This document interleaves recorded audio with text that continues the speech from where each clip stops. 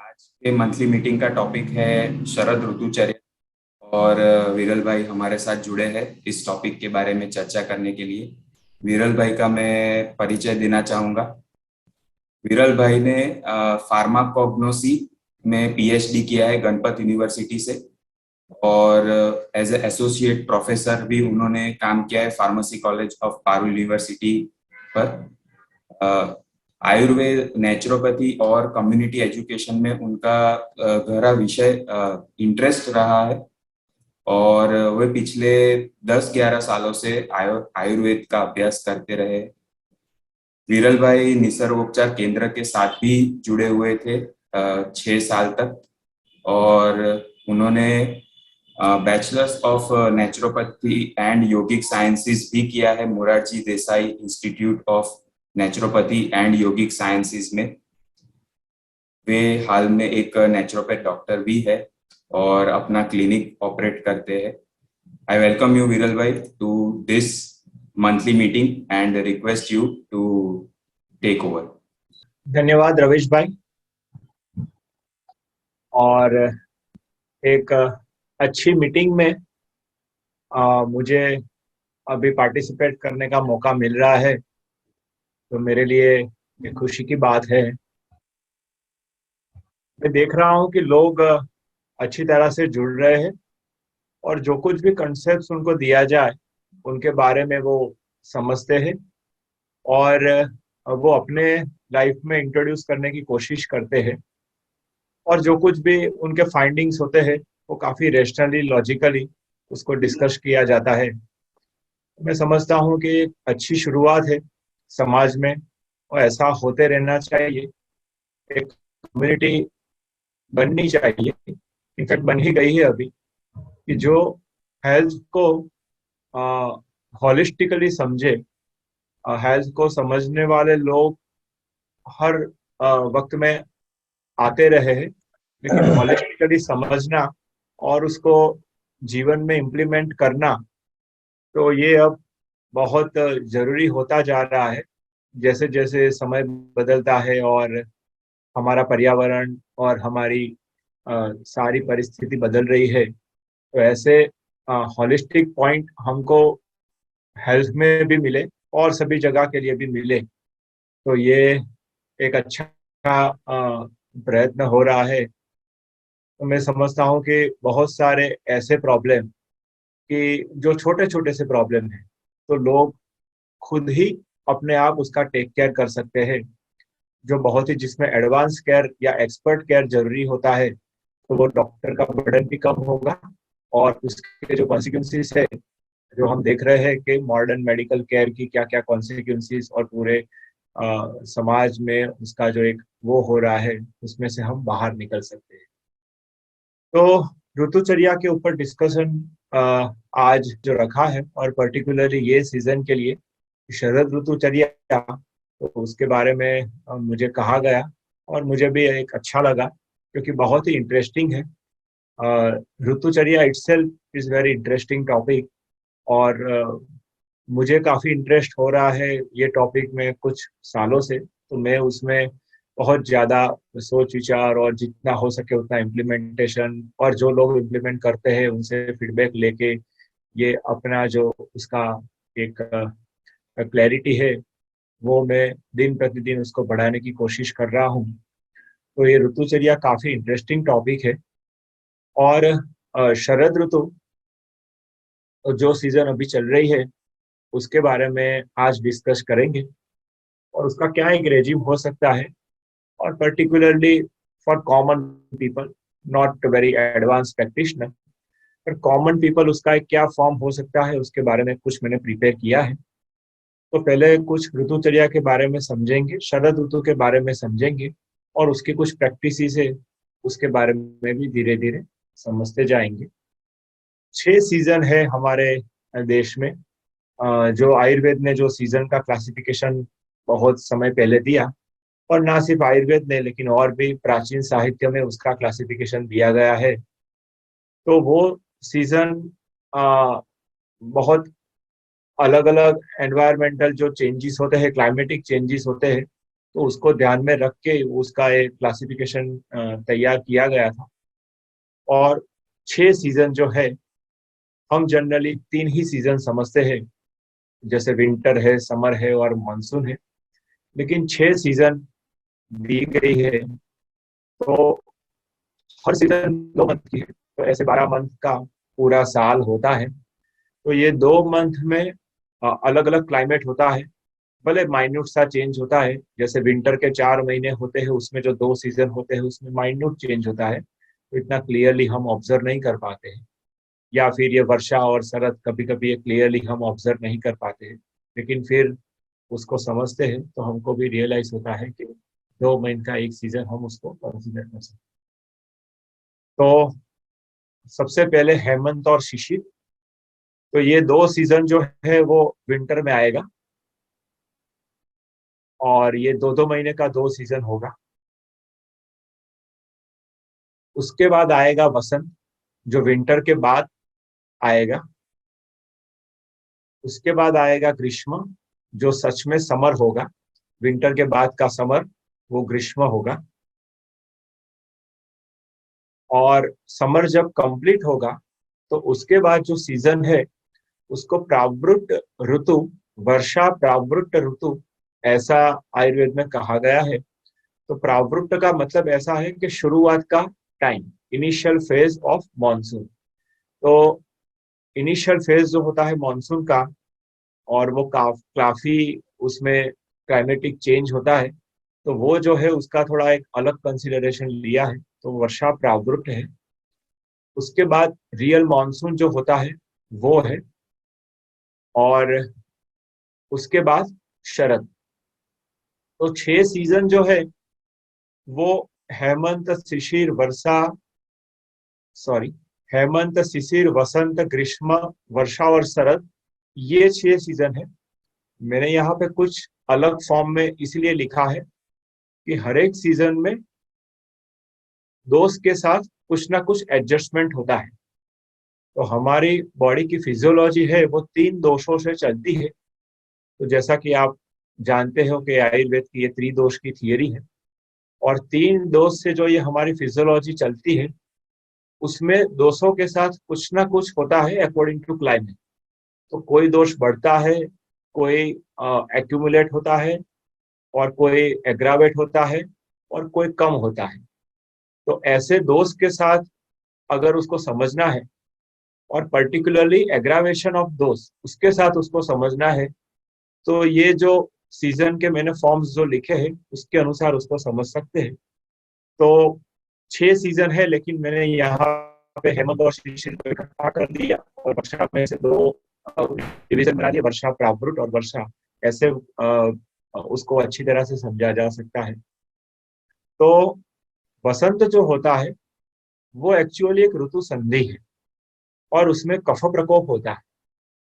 ऋतु संधि मतलब जब विंटर होता है और उसके बाद जब ग्रीष्म समर आती है, तो एकदम से समर नहीं आने वाली, वो धीरे धीरे सेटल डाउन होती है। तो धीरे धीरे जो ग्रीष्म आएगी, गर्मी आएगी, तो उसमें बहुत बड़ा एक ट्रांजिशन आएगा। तो ये जो ट्रांजिशन पीरियड है उसको ऋतु संधि कहा जाता है। और आयुर्वेद का पूरा थियरी, एक डिस्कशन अलग से है कि उसमें कफ प्रकोप होता है, कैसे होता है वो भी उसमें डिस्कस किया गया है। लेकिन अभी यहाँ पे ये हम समझते हैं कि यहाँ पे कफ प्रकोप होता है। ऐसे ही जो वर्षा ऋतु का शुरुआत का जो पीरियड है, इनिशियल फेज है, उसमें वायु का प्रकोप होता है।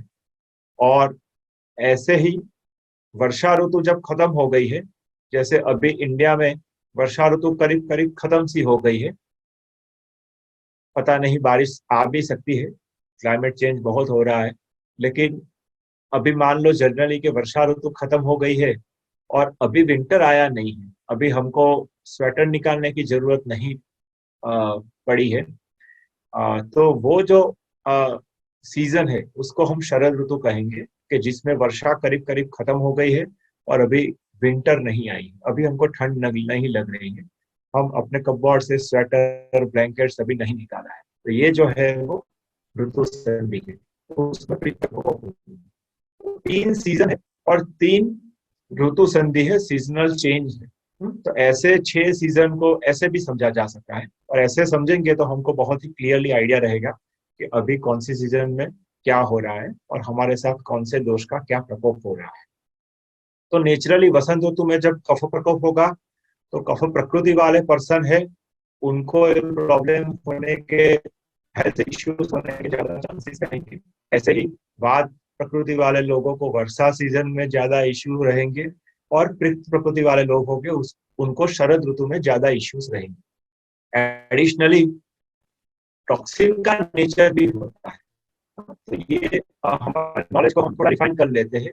हमको प्रकृति के बारे में पता है, लेकिन जो कुछ भी टॉक्सिन एक्यूमुलेट होता है हमारे शरीर में अनहेल्दी लाइफस्टाइल की वजह से, तो जो कुछ भी टॉक्सिन एक्यूमुलेशन हुआ हमारे शरीर में, तो हमारी प्रकृति चाहे कुछ भी हो, लेकिन जो टॉक्सिन एक्यूमुलेशन हुआ है तो उसका भी नेचर होता है। तो उसको भी बहुत जनरली हम क्लासिफाइड कर सकते हैं कि कफ वाला टॉक्सिन है, वात वाला टॉक्सिन है, या पित्त वाला टॉक्सिन है। और वो नेचर कहाँ से आया है, जैसे ही हमारे उसके बारे में कॉजेशन है, ऐसे उसका नेचर आया है। तो अगर कोई पर्सन के अंदर कफ का टॉक्सिन एक्यूमुलेटेड है, और वो एक्यूमुलेटेड टॉक्सिन अगर है, तो उनको वसंत ऋतु में ज्यादा प्रॉब्लम होगा, भले ही वो पर्सन पित्त वाला है या वात प्रकृति वाला है। तो ऐसे ही उसको समझ ले कि अगर कोई पर्सन के अंदर वायु का टॉक्सिन, वात टॉक्सिन ज्यादा है, तो जब वर्षा ऋतु आएगी तो उसको ज्यादा प्रॉब्लम होगा। और ऐसे ही पित्त का टॉक्सिन ज्यादा है तो शरद ऋतु में उनको प्रॉब्लम होगा। तो ये इसीलिए समझना है कि बहुत बार कंफ्यूजन होता है प्रकृति के बीच में और टॉक्सिन के बीच में और उसके उपाय के बीच में। तो ये हम समझ ले, प्रकृति तीनों में से कोई एक टाइप की होगा या दो टाइप की होगी, तो टॉक्सिन भी तीनों में से कोई एक टाइप का होगा, दो टाइप का होगा, और दोनों सिमिलर हो भी सकते हैं, नहीं भी हो सकते हैं। लेकिन इतना तय है कि जो सीजन है उसके साथ जो चेंजेस हो गए उसमें वो काफी वो हमको एक देखने को मिलेगा, वो कोरिलेशन देखने को मिलेगा। और सिवियरिटी तभी होती है जब कफ प्रकृति वाला पर्सन हो और कफ का टॉक्सिन हो और सीजन भी कफ प्रकोप की हो। तो ऐसे ही वायु और पित्त के लिए समझिए। दो डिवीजन है पूरे ईयर के, ये आपने ऋतुचर्या में पढ़ लिया है। तो दो डिवीजन है, उत्तरायण और दक्षिणायन। और ये यहाँ पे इसीलिए इम्पोर्टेंट है डिस्कस करना, क्योंकि ये हमारी स्ट्रेंथ को एग्जिबिट करते हैं। तो उत्तरायण हमको पता है कि हम यहाँ इंडिया में पर्टिकुलरली गुजरात में जो मकर संक्रांति सेलिब्रेट करते हैं, लेकिन उससे पहले ही अगर आप साइंटिफिकली देखो तो जो दिसंबर है, 22 दिसंबर, उससे उत्तरायण शुरू हो जाता है। जो ये सन का मूवमेंट है टुवर्ड्स नॉर्थ, ये होना शुरू हो जाता है। और अभी जो 21 जून है, उससे सन का जो मूवमेंट है टुवर्ड्स साउथ शुरू हो जाता है। तो जून और दिसंबर, और जिसको हम सबसे लंबा दिन और सबसे छोटा दिन हम स्कूल में पढ़ते थे, तो यही उत्तरायण और दक्षिणायन है। तो आयुर्वेद ने उसको स्ट्रेंथ के साथ जोड़ा है। तो हमारे शरीर का स्ट्रेंथ कैसे रहेगा, तो जब उत्तरायण होगा तब हमारा स्ट्रेंथ है वो धीरे धीरे धीरे कम होना शुरू होगा, ठीक है। और जब दक्षिणायन होगा तो हमारा स्ट्रेंथ बढ़ने का शुरू होगा। उत्तरायण का अर्थ ऐसा है, बहुत सिंपल लैंग्वेज है, हम समझ ले तो हम ऐसा कहते हैं कि जो सूर्य होता है वो ईस्ट में होता है, ठीक है। लेकिन हम अगर ऑब्जर्व करें तो हमको पता चलेगा कि ये कंप्लीट ईस्ट में नहीं होता है। कभी कभी वो थोड़ा नॉर्थ की साइड होता है, या कभी कभी वो साउथ की साइड होता है। कभी उत्तरायण की उत्तर की साइड होता है या दक्षिण की साइड होता है। तो जो अगर उत्तर की साइड उसका मूवमेंट शुरू होता है तो उसको उत्तरायण कहेंगे। तो आप अगर एवरीडे सन को देखते हो तो आपको पता चलेगा कि धीरे धीरे धीरे धीरे वो नॉर्थ की साइड मूव होता है। और ये जो एक फेज आ जाए 21 जून, जिसको हम योग डे मनाते हैं, तो उसके बाद ये दक्षिण की ओर मूवमेंट उसका शुरू होता है, ठीक है। उत्तरायण जो है उसमें 3 सीजन आएगा। हाफ सीजन है वो विंटर का, उसके बाद वसंत का, और उसके बाद ग्रीष्म का। तो ये सभी का एक्सपीरियंस है कि धीरे धीरे हमारे शरीर में जो स्ट्रेंथ है वो कम होना शुरू होगा, क्योंकि गर्मी बढ़ेगी। वो नेचुरल है कि धीरे धीरे गर्मी बढ़ना शुरू होगा। तो हाफ जब विंटर होता है, ये शिशिर उसको कहते हैं, तब थोड़ा ये बल घटना शुरू होगा। उसके बाद वसंत आएगा तो हाँ, थोड़ी गर्मी बढ़ेगी, और उसके बाद हमारा जो एनर्जी है, जो हमारे बॉडी में जो फ्लूइड का एक प्रपोर्शन है, इलेक्ट्रोलाइट्स का प्रपोर्शन है, वो भले ही नॉर्मल रेंज में रहे लेकिन वो थोड़ा कम होगा। तो इसीलिए हमको हाइड्रेशन की जरूरत पड़ेगी, और ग्रीष्म में और भी ज्यादा ये पड़ेगी। और सभी लोग एक टाइप का एक जनरलाइज वीकनेस का जो एक्सपीरियंस करते हैं वो इसी के कारण करते हैं। तो ये बल के साथ कनेक्टेड है। जब कोई रोग होता है तो ये ज्यादा हमको महसूस होता है। और वर्षा, शरद और हेमंत, तो उसमें जो है वो भी हमारा बल जो है वो फिर से बढ़ना शुरू होता है। तो बारिश आ गई, बहुत अच्छा सा लगता है, बहुत सुकून सा लगता है, एकदम गर्मी है और उसमें से बारिश आ गई, और फिर धीरे धीरे बल बढ़ना शुरू होता है। लेकिन अभी भी इतना नहीं बढ़ा है बल, क्योंकि वर्षा है वो काफी अपसेट है, सीजन का अपसेट है। तो बहुत सारे लोग इसीलिए बीमार पड़ जाते हैं, क्योंकि बल इतना आया नहीं है और काफी सीजन में अपसेट है, ठंड है और मॉइस्ट ह्यूमिडिटी भी है। फिर वर्षा खत्म होने के बाद जब शरद होता है, उसमें थोड़ा सेटलिंग होता है, और हमारा जो बल है वो और भी थोड़ा बढ़ता है। और सबसे ज्यादा हमारा बल का अनुभव कब होता है, स्ट्रेंथ का अनुभव, जब शरद भी खत्म हो जाती है और अच्छी वाली जब ठंड शुरू होती है, तो हेमंत, तो उसमें उत्तम बल होता है। तो ये पूरा ये हमारा बल का जो है वो उसके साथ कनेक्ट कर सकते हैं। तो ये हम कभी नहीं सोचते। ये हम सोचेंगे तो हमारा एक जो फूड का सिलेक्शन है उसके ऊपर हमारा ध्यान रहेगा। कैसे हमको वो करना है वो अभी आगे देखते हैं, अकॉर्डिंग टू स्ट्रेंथ और अकॉर्डिंग टू क्लाइमेटिक चेंज। और हम जो पढ़े हैं, एसिड आल्कलाइन कंसेप्ट पढ़े हैं, और आयुर्वेद में जो गुरु लघु का सिद्धांत है, वो सभी को कैसे हम यहाँ पे जोड़ सकते हैं, कोरिलेट कर सकते हैं, वो हम समझ। तो पर्टिकुलरली शरद ऋतु के बारे में डिस्कस करते हो, और भी सभी जो है उसके बारे में समझते जाते हैं, कनेक्ट करते जाते हैं। तो हमको पता है कि हीट बढ़ता है, थोड़ा हमको रियलाइज हो रहा है। अभी मैं बड़ौदा और गुजरात की बात करूँ तो पिछले एक वीक में थोड़ा बारिश भी हुआ। तो जो पहले, उसके पहले का जो वीक था उसमें गर्मी ज्यादा थी, बारिश हुआ तो वो थोड़ा डाउन हो गया। लेकिन अभी बारिश नहीं हो रही है, अभी 2 3 4 दिन से। और अभी भी ऐसा चलेगा, एक हफ्ते तक बारिश नहीं होगा, तो हीट धीरे धीरे बढ़ेगा। और जो हीट बढ़ेगा, थोड़ा ह्यूमिडिटी भी होता है, एकदम ड्राई हीट ये सीजन में नहीं होता है जैसा समर में होता है। तो हीट और ह्यूमिडिटी का ऐसा कॉम्बिनेशन है, और यही कॉम्बिनेशन के लिए शरद ऋतु एकदम वेल नॉन है, कि लोग बोलते हैं कि ये कैसी सीजन है, इतना मजा नहीं आ रहा, और गर्मी भी लगती है, रात को ठंड भी लगती है। लोग बोलते हैं कि दो सीजन का एक्सपीरियंस हो रहा है। तो उसका कारण ये है, तो गर्मी भी है और ह्यूमिडिटी भी है।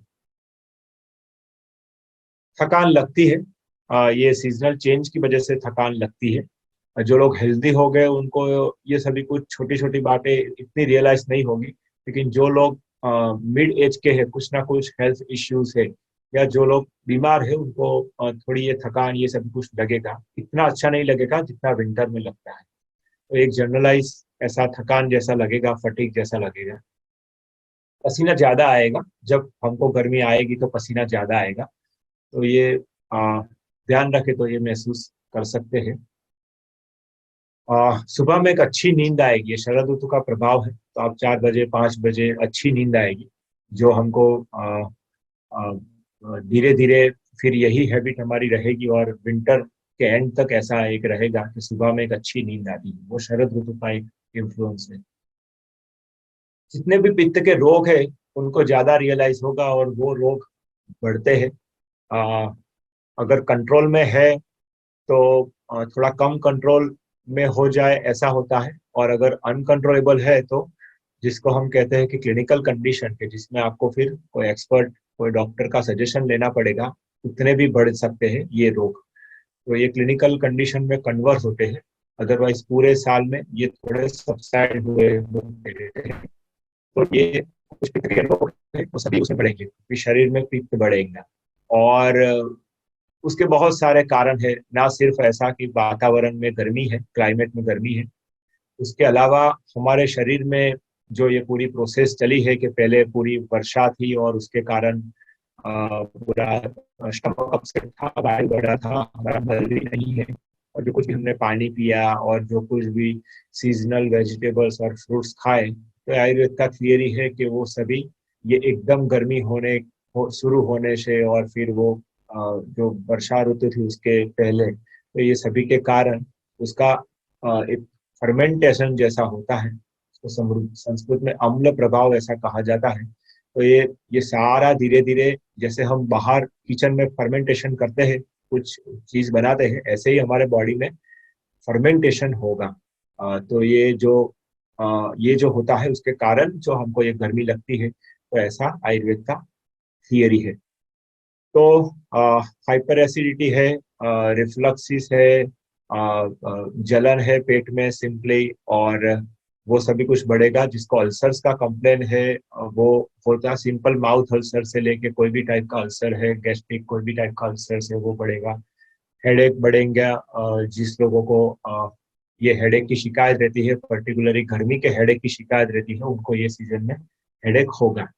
ये इसीलिए दे रहा हूँ कि हमको कोई एक्सपर्ट नहीं बनना है अभी, ये क्लास डॉक्टर्स के लिए नहीं है, लेकिन जिसको ये हो तो उसमें उसको रियलाइज हो सके कि हाँ ये बात सही है, शरद ऋतु का शरीर के ऊपर इफेक्ट होता है। तो एक बार रियलाइज होगा उसके बाद तो पूरा डाइट और लाइफस्टाइल में नेचुरली चेंज आ ही जाएगा, लेकिन लोगों को रियलाइज ही नहीं होता है।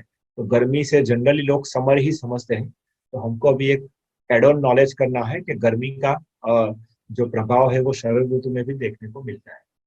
ये चीजों में बर्निंग होना भी शुरू होगा, यूरिन में बर्निंग, लोगों के आंख में बर्निंग होता रहता है, हाथ पैर में बर्निंग होता है, बहुत सारे रीजन होते हैं, लेकिन ये जनरलाइज पित्त की कंडीशन है तो उनमें ये देखने को मिलता है। स्किन के प्रॉब्लम जिन जिन लोगों को हो गए, तो ये सीजन में बढ़ना होता है उसका, और नहीं होते हैं और अगर उनका आहार विहार ऐसा है तो स्किन के प्रॉब्लम शुरू होने भी ये सीजन में होता है।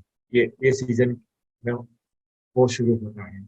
अलग अलग टाइप के एब्सेसिस, कुछ लोगों को ये प्रॉब्लम होता है कि सिंपल पिंपल से लेकर बड़े बड़े एब्सेसिस जो देखने को मिलते हैं, वो भी ये शरद ऋतु में देखने को मिलते हैं।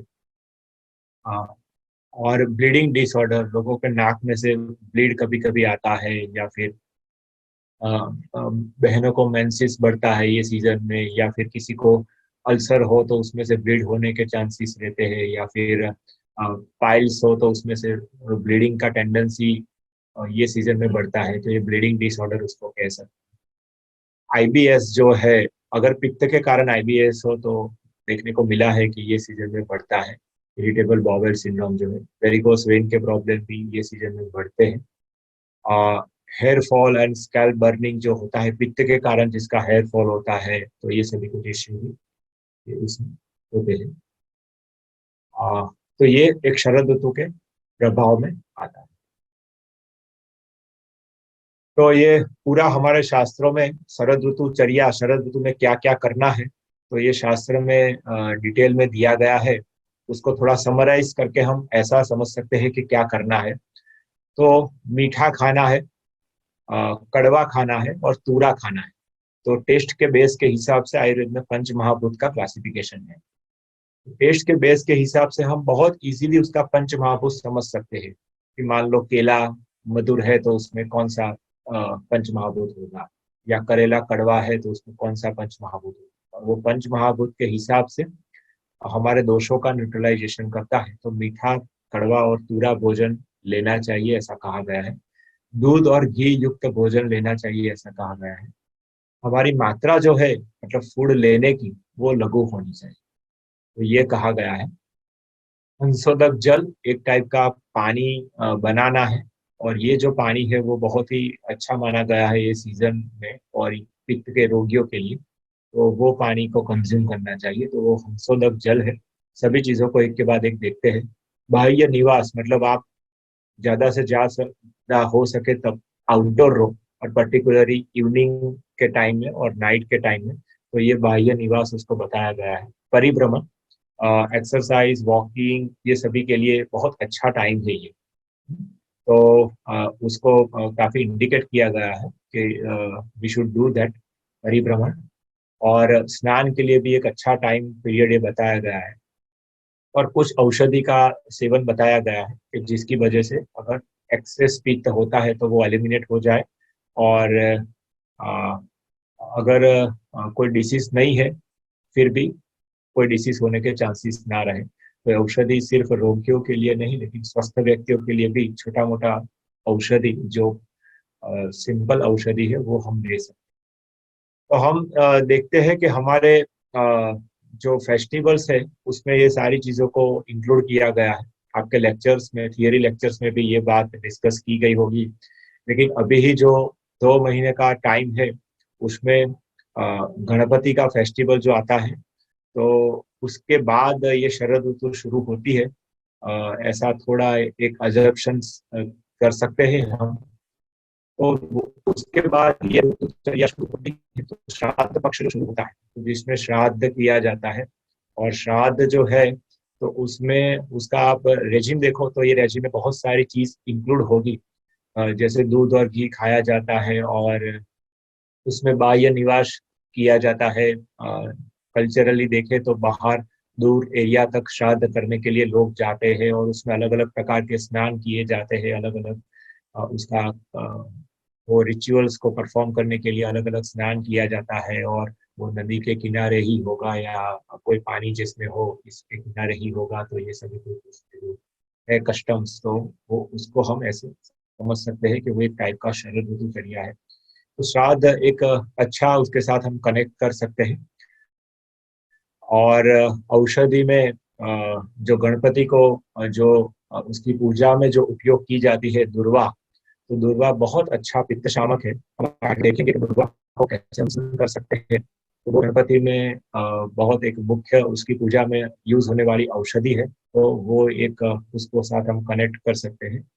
और साथ साथ में उसके बाद नवरात्रि आती है, तो नवरात्रि में भी करीब करीब यही दिनचर्या ऋतुचर्या होनी चाहिए।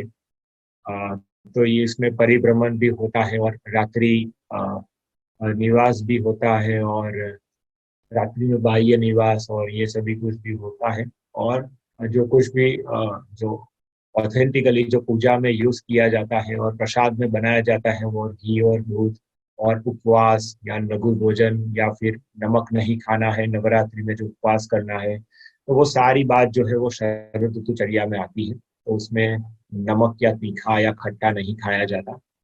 और लोग होते हैं कि जो फल पे उपवास करते हैं, या फल और दूध थोड़ा ले लिया या खीर खा लिया प्रसाद के तौर पे, तो उसमें ये करते हैं। तो ये नवरात्रि भी उसके साथ कनेक्ट कर सकते हैं, और नवरात्रि का फेस्टिवल तो है ही।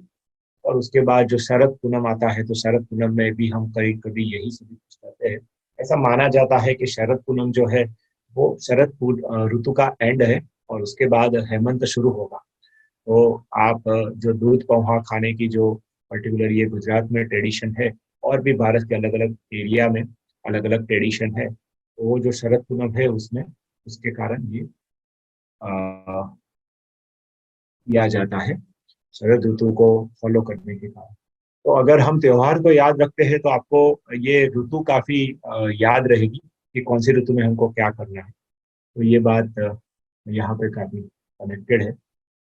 जो हमारे मन में जो एक शोक होता है, जब हमारे आत्मजन जब उसका अवसान होता है तो हमारे मन में शोक रहता है। और श्राद्ध जो है वो भी एक शोक नेचुरली हमको याद आता है। तो उसमें आयुर्वेद का एक थियरी है कि जब हमारे मन में शोक बढ़ता है, किसी का डेथ हो गया, किसी का दुख हो गया, तो भी जो बढ़ने वाला दोष है वो पित्त होता है। तो जब कोई पर्सन रोता है और शोक उसको फील होता है, जब एक दुख फील होता है, और उसके कारण जो उसको फिजियोलॉजिकल चेंज होता है, उसमें पित्त बढ़ने वाला है। तो इसीलिए ये श्राद्ध में वो भी एक होता है, और वो पित्त का शमन करने के लिए भी तो उसको काफी ये हमारे प्राचीन लोगों ने वो कनेक्ट किया है कि श्राद्ध का जो पक्ष है वो भी यही सीजन में आएगा। और उसका कुछ संबंध दक्षिणायन के साथ भी है। और और इसके साथ भी हम ये कनेक्ट करेंगे कि क्या खाना पीना और कैसे रहना है, तो ये श्राद्ध का जो है वो उसमें कनेक्ट हो सकता है। और अभी एक और इम्पोर्टेंट बात मैं बता दूं कि जो मैंने बल की बात किया था, स्ट्रेंथ की बात की थी, तो ये जो सीजन है, वर्षा ऋतु, शरद ऋतु और उसके बाद की सीजन, तो वो सीजन जो होती है वो स्ट्रेंथ जिसमें नेचुरली ही बढ़ती है।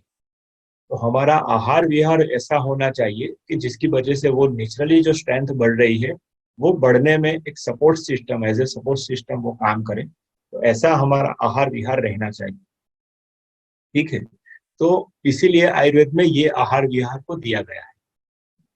तो एक कंफ्यूजन होता है बहुत लोगों को कि आ, खाना पीना हमेशा लघु ही होना चाहिए, है ना। ऐसा ऐसा हम मानने लगे हैं। और अ, हम बहुत बार ऐसा कहते हैं कि नहीं, मैं हेल्दी डाइट करता हूँ और मेरा जो डाइट है वो काफी लाइट रहता है। तो ये बात नहीं है। सच में ये बात जो है वो बैलेंस की बात है। तो हमारा आहार लघु भी होना चाहिए और गुरु भी होना चाहिए।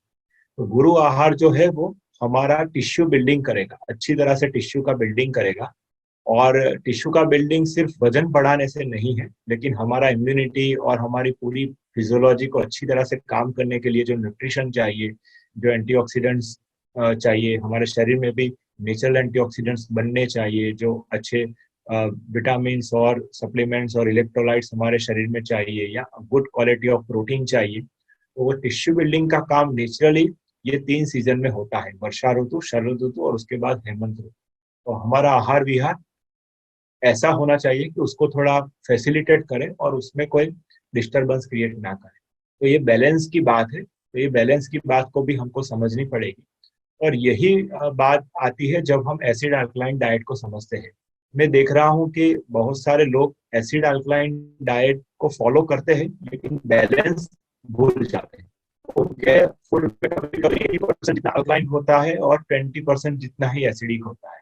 जनरली वो लोग हेल्दी रहते हैं, उनको कोई प्रॉब्लम नहीं होता है। लेकिन जिसको हम बल कहते हैं, हाँ, स्ट्रेंथ, हाँ, और जिसको हम आप मॉडर्न में फिटनेस कहोगे, तो अगर वो फिटनेस भी बढ़ानी है, और नॉट ओनली फिजिकल फिटनेस लेकिन मेंटल फिटनेस भी बढ़ानी है, और इम्यूनिटी, हमारी स्लीप, हमारे अलग अलग टाइप के जॉइंट के प्रॉब्लम और एजिंग को प्रिवेंट करना है, तो हमको एसिडिक फूड भी लेना पड़ेगा। हाँ, तो बैलेंस की बात समझनी पड़ेगी। तो ये सीजन में बैलेंस की बात आती है, तो इसीलिए वो बैलेंस जब हम करते हैं तो उससे परहेज नहीं करना है। तो इसीलिए इसमें दूध है, घी है, अनाज है, वो सभी कुछ बात जो है तो उसको ये समझना है। आ, तो इसीलिए कंफ्यूजन ना हो, और ये कंसेप्ट को क्लैरिटी में रखते हुए हम आगे समझते हैं। तो दो टाइप का मैंने डिवीजन बनाया है यहाँ पे। एक मेन प्रैक्टिस है कि जिसको कहेंगे हम शरद ऋतु डाइट। तो हो सके तब तक ये शरद ऋतु डाइट तो करना ही है। अगर शरद ऋतुचर्या फॉलो करनी है तो शरद ऋतु का डाइट तो फॉलो करना ही। तो उससे ही हमारे काफी सारे प्रॉब्लम सॉल्व हो जाएंगे। अगर पित्त के प्रॉब्लम हो तो, और कोई प्रॉब्लम नहीं है तो ये सीजन में बहुत अच्छा एक स्ट्रेंथ का, बल का अनुभव होगा। और आने वाली सीजन में भी हम अच्छा फील करेंगे क्योंकि ये सीजन में कोई टॉक्सिन एक्यूमुलेशन नहीं होगा। तो आने वाली सीजन में भी अच्छा बल और अच्छा एनर्जी, स्टेमिना, फिटनेस हमको रियलाइज होगा। तो ये शरद ऋतु डाइट हमको करना ही है सभी लोगों को। और एडिशनली अगर कुछ एंथुसियास्टिक पर्सन है कि बोलते हैं कि कुछ और करना है, तो उनको फिर ये कुछ एडिशनल प्रैक्टिसेस करनी है। एडिशनल प्रैक्टिसेस ये है कि मिल्क फास्टिंग और मिल्क डाइट हम कह सकते हैं, कंजप्शन ऑफ हंसोदक है, मून बाथ है, ओपन एयर स्लीपिंग जिसको हम कहते हैं, और सनलाइट को जितना हो सके उतना अवॉइड करना है, एक्सपोजर टू सन, और कंजप्शन, ये कुछ औषधि है उसको करना है। तो ये सारे एडिशनल प्रैक्टिसेस रहेगी। अभी मेन प्रैक्टिसेस को देखते हैं, बाद में एडिशनल प्रैक्टिसेस को देखते हैं, और उसके बाद कुछ डिस्कशन भी करें। तो शरद ऋतु डाइट जो है और लाइफस्टाइल है, तो वो मेन प्रैक्टिसेस रहेगी। तो उसमें लघु भोजन का एक रोल है। तो आप को ये प्रश्न होगा कि लघु भोजन, और अभी मैं बता रहा था कि जो हमको फैसिलिटेट करना है तो वो गुरु वाली बात, तो ये कैसे ये होगा। तो लघु भोजन का मतलब ये है कि जो मात्रा में जो भोजन है वो लघु होना चाहिए। और किस लिए लघु होना चाहिए? क्योंकि ये सीजनल चेंज है। और जितने जितने भी सीजनल चेंज होता है उसमें डाइजेशन मेटाबॉलिज्म थोड़ा अपसेट रहेगा। तो उसमें जो हमारी मात्रा है, जो क्वांटिटी, वो लाइट रहनी चाहिए। मतलब आप अगर 80% 90% तक अपना स्टमक को फुल करते हो, कुछ लोग 100% तक भी करते हैं, कुछ लोग 100% से भी ज्यादा अपना स्टमक फुल करते हैं और स्टमक को स्ट्रेच करते हैं, ओवर ईटिंग करते हैं, तो उनकी बात नहीं है। लेकिन जो लोग अच्छा मात्रा से खाने का, जिनको एक बार अभ्यास हुआ है, तो वो मात्रा से भी थोड़ा कम खाना है ये सीजन में। वसंत ऋतु है, वर्षा ऋतु है और शरद ऋतु है, तीन जो सीजनल चेंज है उसमें मात्रा से हमको लघु भोजन लेना। ठीक है, तो ये मात्रा से हम लघु भोजन लेते हैं तो वो अच्छी तरह से डाइजेस्ट हो जाएगा। दूसरा जो लघु होता है वो गुण से लघु होता है। ठीक है, जैसे आप ककड़ी खाते हो तो वो गुण से लघु है, और आप एक एक कटोरी दूध पीते हो तो वो गुण से लघु नहीं है, वो गुण से गुरु है। तो एक होता है उसका एक इनहेरेंट प्रॉपर्टी और दूसरा होता है क्वांटिटी। ठीक है, ककड़ी भी आपने बहुत सारी खा ली तो वो मात्रा में हो गया गुरु, हैवी। और दूध भी आपने थोड़ा सा ही ले लिया तो वो मात्रा में हो गया लघु। ठीक है, तो हमको ये ध्यान रखना है कि मात्रा जो है वो लघु है और गुण जो है वो उसका गुरु रहे, या ऐसे रस वाला रहे, ऐसे टेस्ट वाला रहे, तो ऐसे उसको समझना है। तो ये जो पेक्युलरिटी हम अगर सेट करते हैं हमारे डाइट में, शरद ऋतु के डाइट में, तो हमको दो फायदे होते हैं। एक तो टॉक्सिन एक्यूमुलेशन नहीं होगा। ठीक है, तो टॉक्सिन एक्यूमुलेशन कब होगा? जब हम ओवर ईटिंग करते हैं तब। और दूसरा, ये अगर जो ये प्रिस्क्राइब रेजिम है उसको हम फॉलो नहीं करते हैं तो टॉक्सिन एक्यूमुलेशन होगा। तो अगर हम प्रिस्क्राइब रेजिम को फॉलो करते हैं, ओवर ईटिंग नहीं करते हैं, तो कम से कम टॉक्सिक एक्यूमुलेशन नहीं होगा। और दूसरा, हमको बल जो मिलने वाला है वो बल भी मिलता रहेगा अगर हम ये टाइप का फूड सिलेक्ट करते हैं। तो क्वांटिटी उसका लाइट रखना है और फूड का टाइप है वो ये रखना है। तो ये उसको याद रखना है। ठीक है, अब कौन से टाइप रहेगा, तो ऐसा टेस्ट के बारे में समझना है कि मीठा, कड़वा और तूरा खाना है। ठीक है, और क्यों खाना है? क्योंकि पित्त है। हम सभी ने पढ़ा है कि पित्त है, उसमें मेजरली क्या रहेगा? अग्नि महाभूत रहेगा। ठीक है, तो पंच महाभूत में अग्नि महाभूत है का, तो उसका शमन करने के लिए ये तीन रस बताए गए हैं, क्योंकि ये तीन रस का कंपोजिशन ही एंटी अग्नि है, तो इसीलिए वो एंटी पित्त है। ठीक है, तो मीठा रस जिसमें जल और पृथ्वी महाभूत है, तो वो खाना है।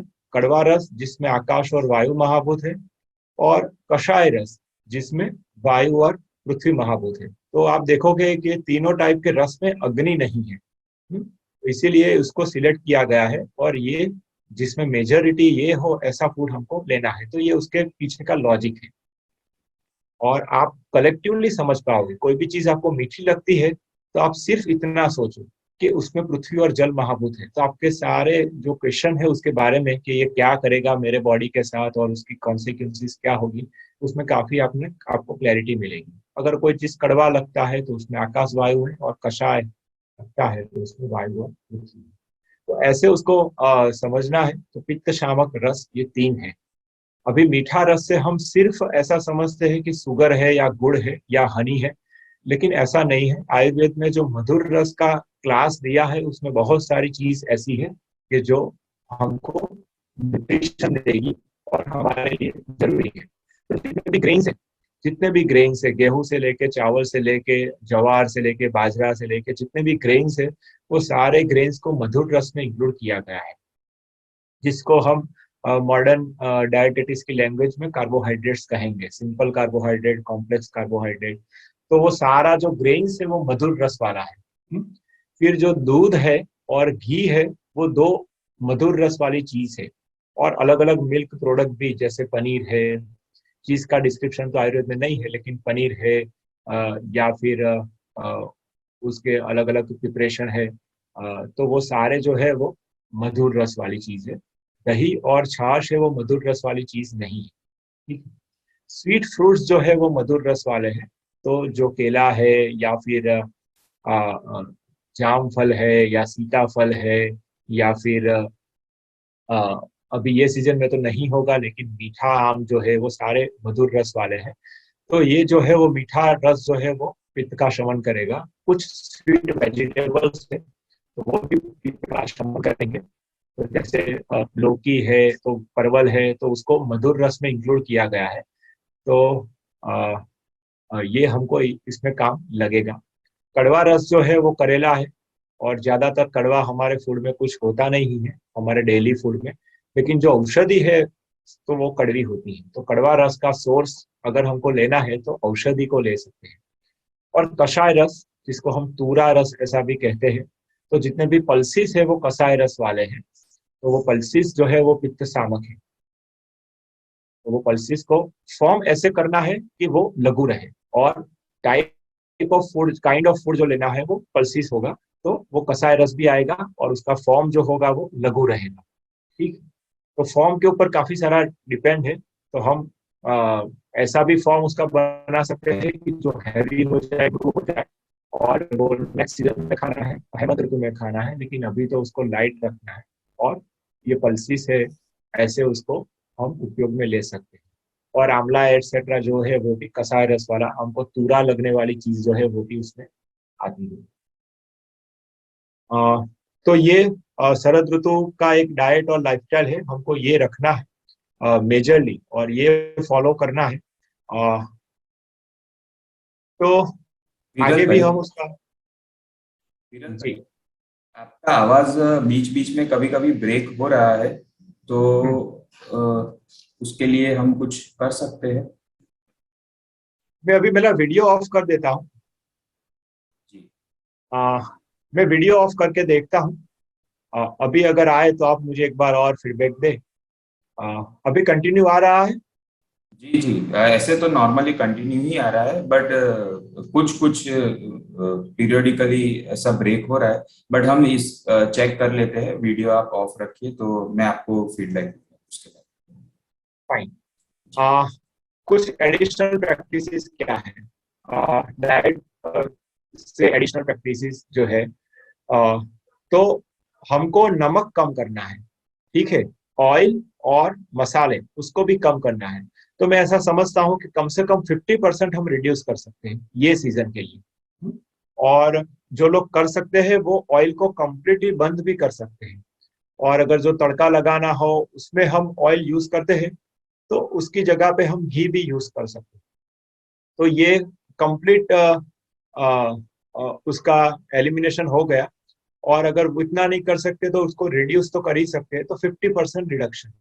तो जो लवण रस है, सॉल्ट जिसको कहते हैं, उसमें अग्नि तत्व आता है, तो इसीलिए ये ठीक बात नहीं है।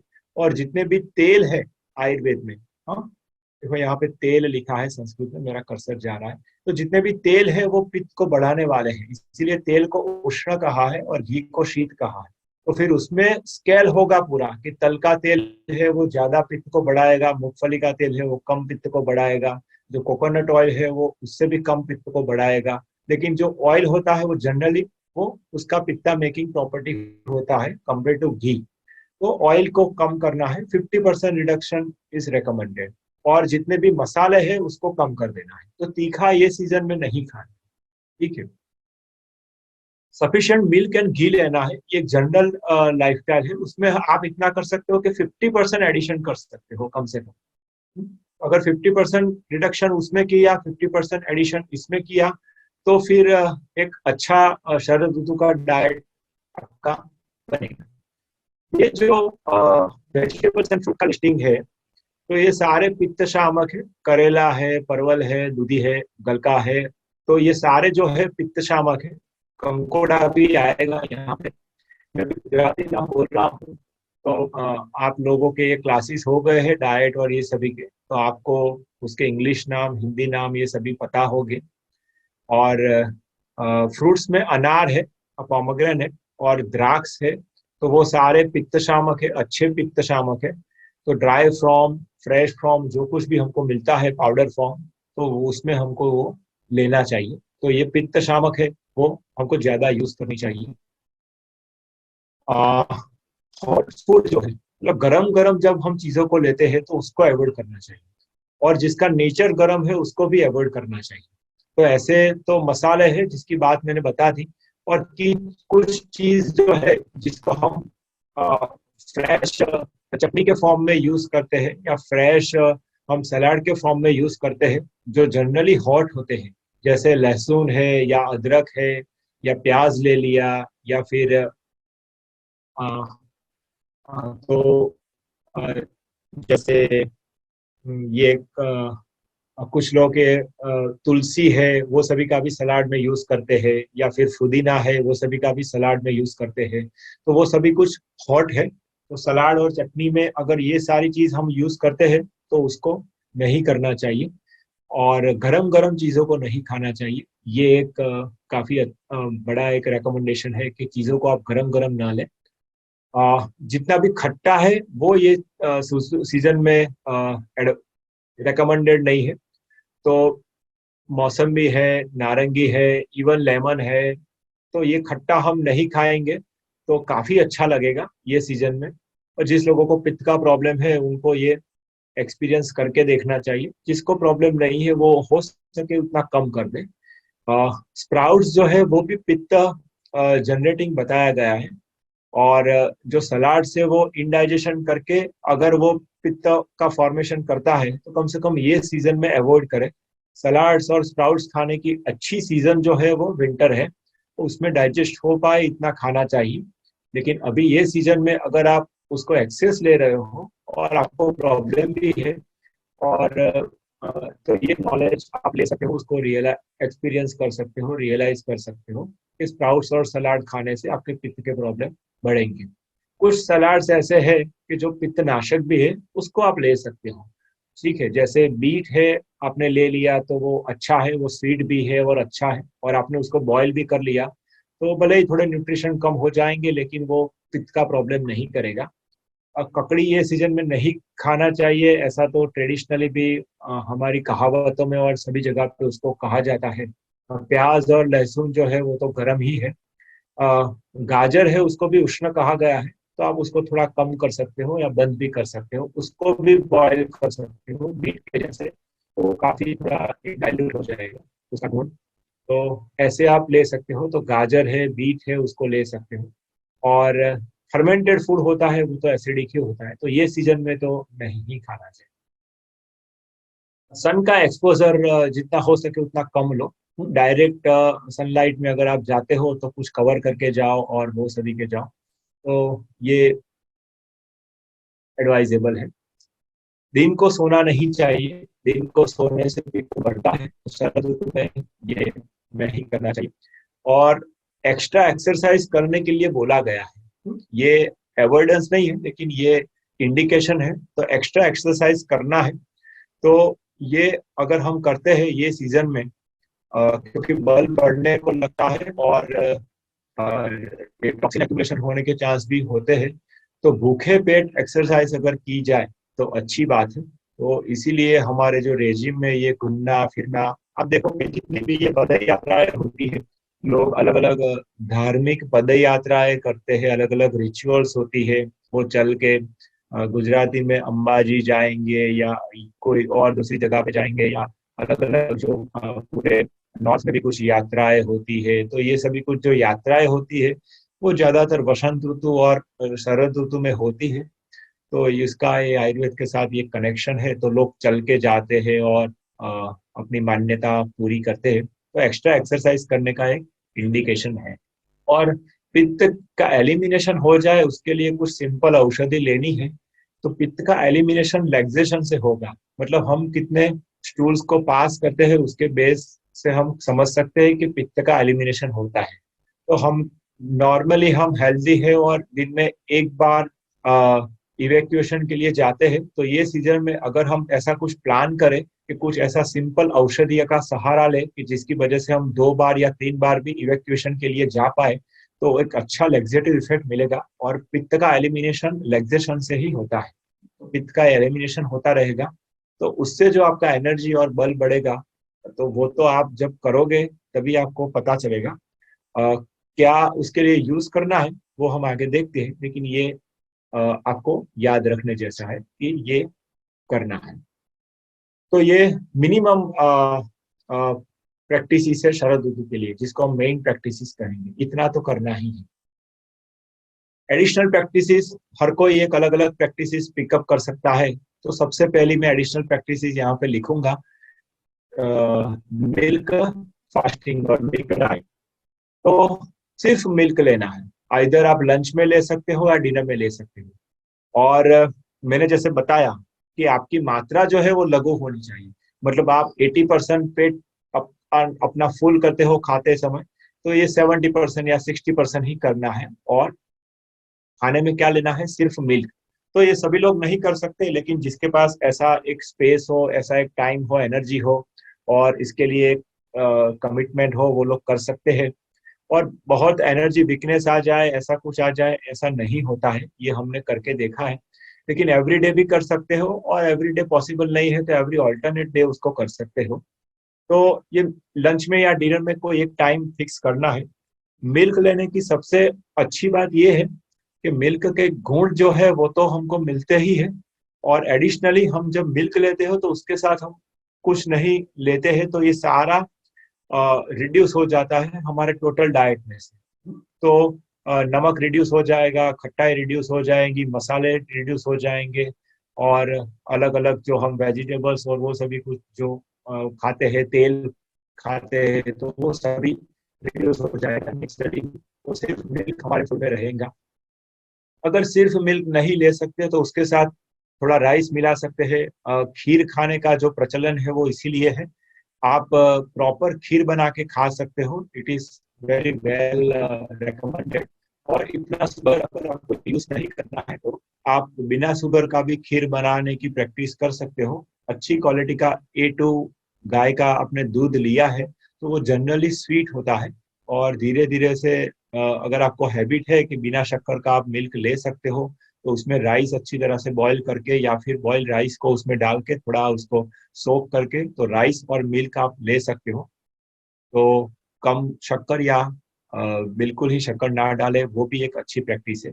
और आयुर्वेद में जिसको बताया गया है वैसे वो मिलता नहीं है, लेकिन कुछ एफर्ट करने से, कुछ खोजबीन करने से मिल जाएंगी। ऐसी शक्कर भी है जिसको येलो शुगर हम या ऑर्गेनिक शुगर, अनप्रोसेस शुगर, जिसको अलग अलग नाम से जाना जाता है, तो वो अगर साकर मिल गया आपको तो वो थोड़ा आप उसमें यूज भी कर सकते हो। रोटी के साथ भी मिल्क खा सकते हैं, है ना, या फिर दूध और पोहा, उसका कॉम्बिनेशन बनाया जा सकता है।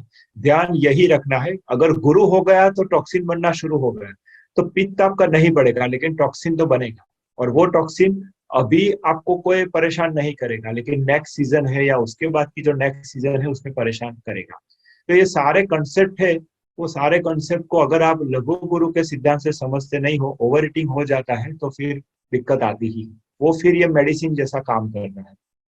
हम मेडिसिन को हमको काम में नहीं लाना है। तो जैसे एसिडिटी हो गया और आपने दूध ले लिया, तो वो एक मेडिसिनल कंसेप्ट है, आपने कुछ ना कुछ इंटरवीन करके वो एसिडिटी है उसके लिए आपने दूध लिया जाए, ऐसा आपने एक मेडिसिन जैसा बना दिया, तो वो बात नहीं है। लेकिन आपने अपना लाइट डाइट जो है वो लाइट किया और दूध भी लिया, तो वो जो काम करेगा तो वो आहार की जैसे काम करेगा।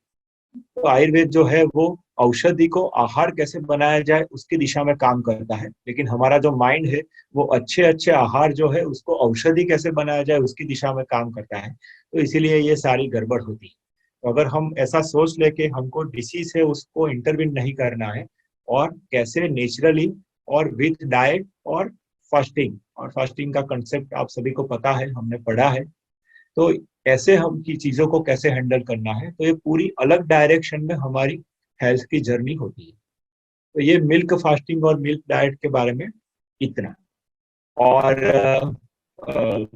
अभी जो डेयरी का जो मिल्क आ रहा है उसमें हो सकता है मोस्टली कुछ केमिकल्स होते हैं, लोग गाय को, भैंस को कुछ ना कुछ वैक्सीन या केमिकल या दवाई या कुछ ना कुछ देते हैं। उसको पेस्चुराइज भी किया जाता है, तो वो स्टेराइल तो होता है, मतलब उसमें बैक्टीरियल ग्रोथ तो नहीं है, लेकिन वो बासी होता है। तो आयुर्वेद में जो बासी दूध है वो तो पित्त का बढ़ाने का कारण है, तो बासी दूध का कोई मतलब नहीं है। अगर आप दूध कलेक्ट करते हो और 6 घंटे में, 8-10 घंटे में उसको यूज कर लेते हो, तो वही एक अच्छी प्रैक्टिस है।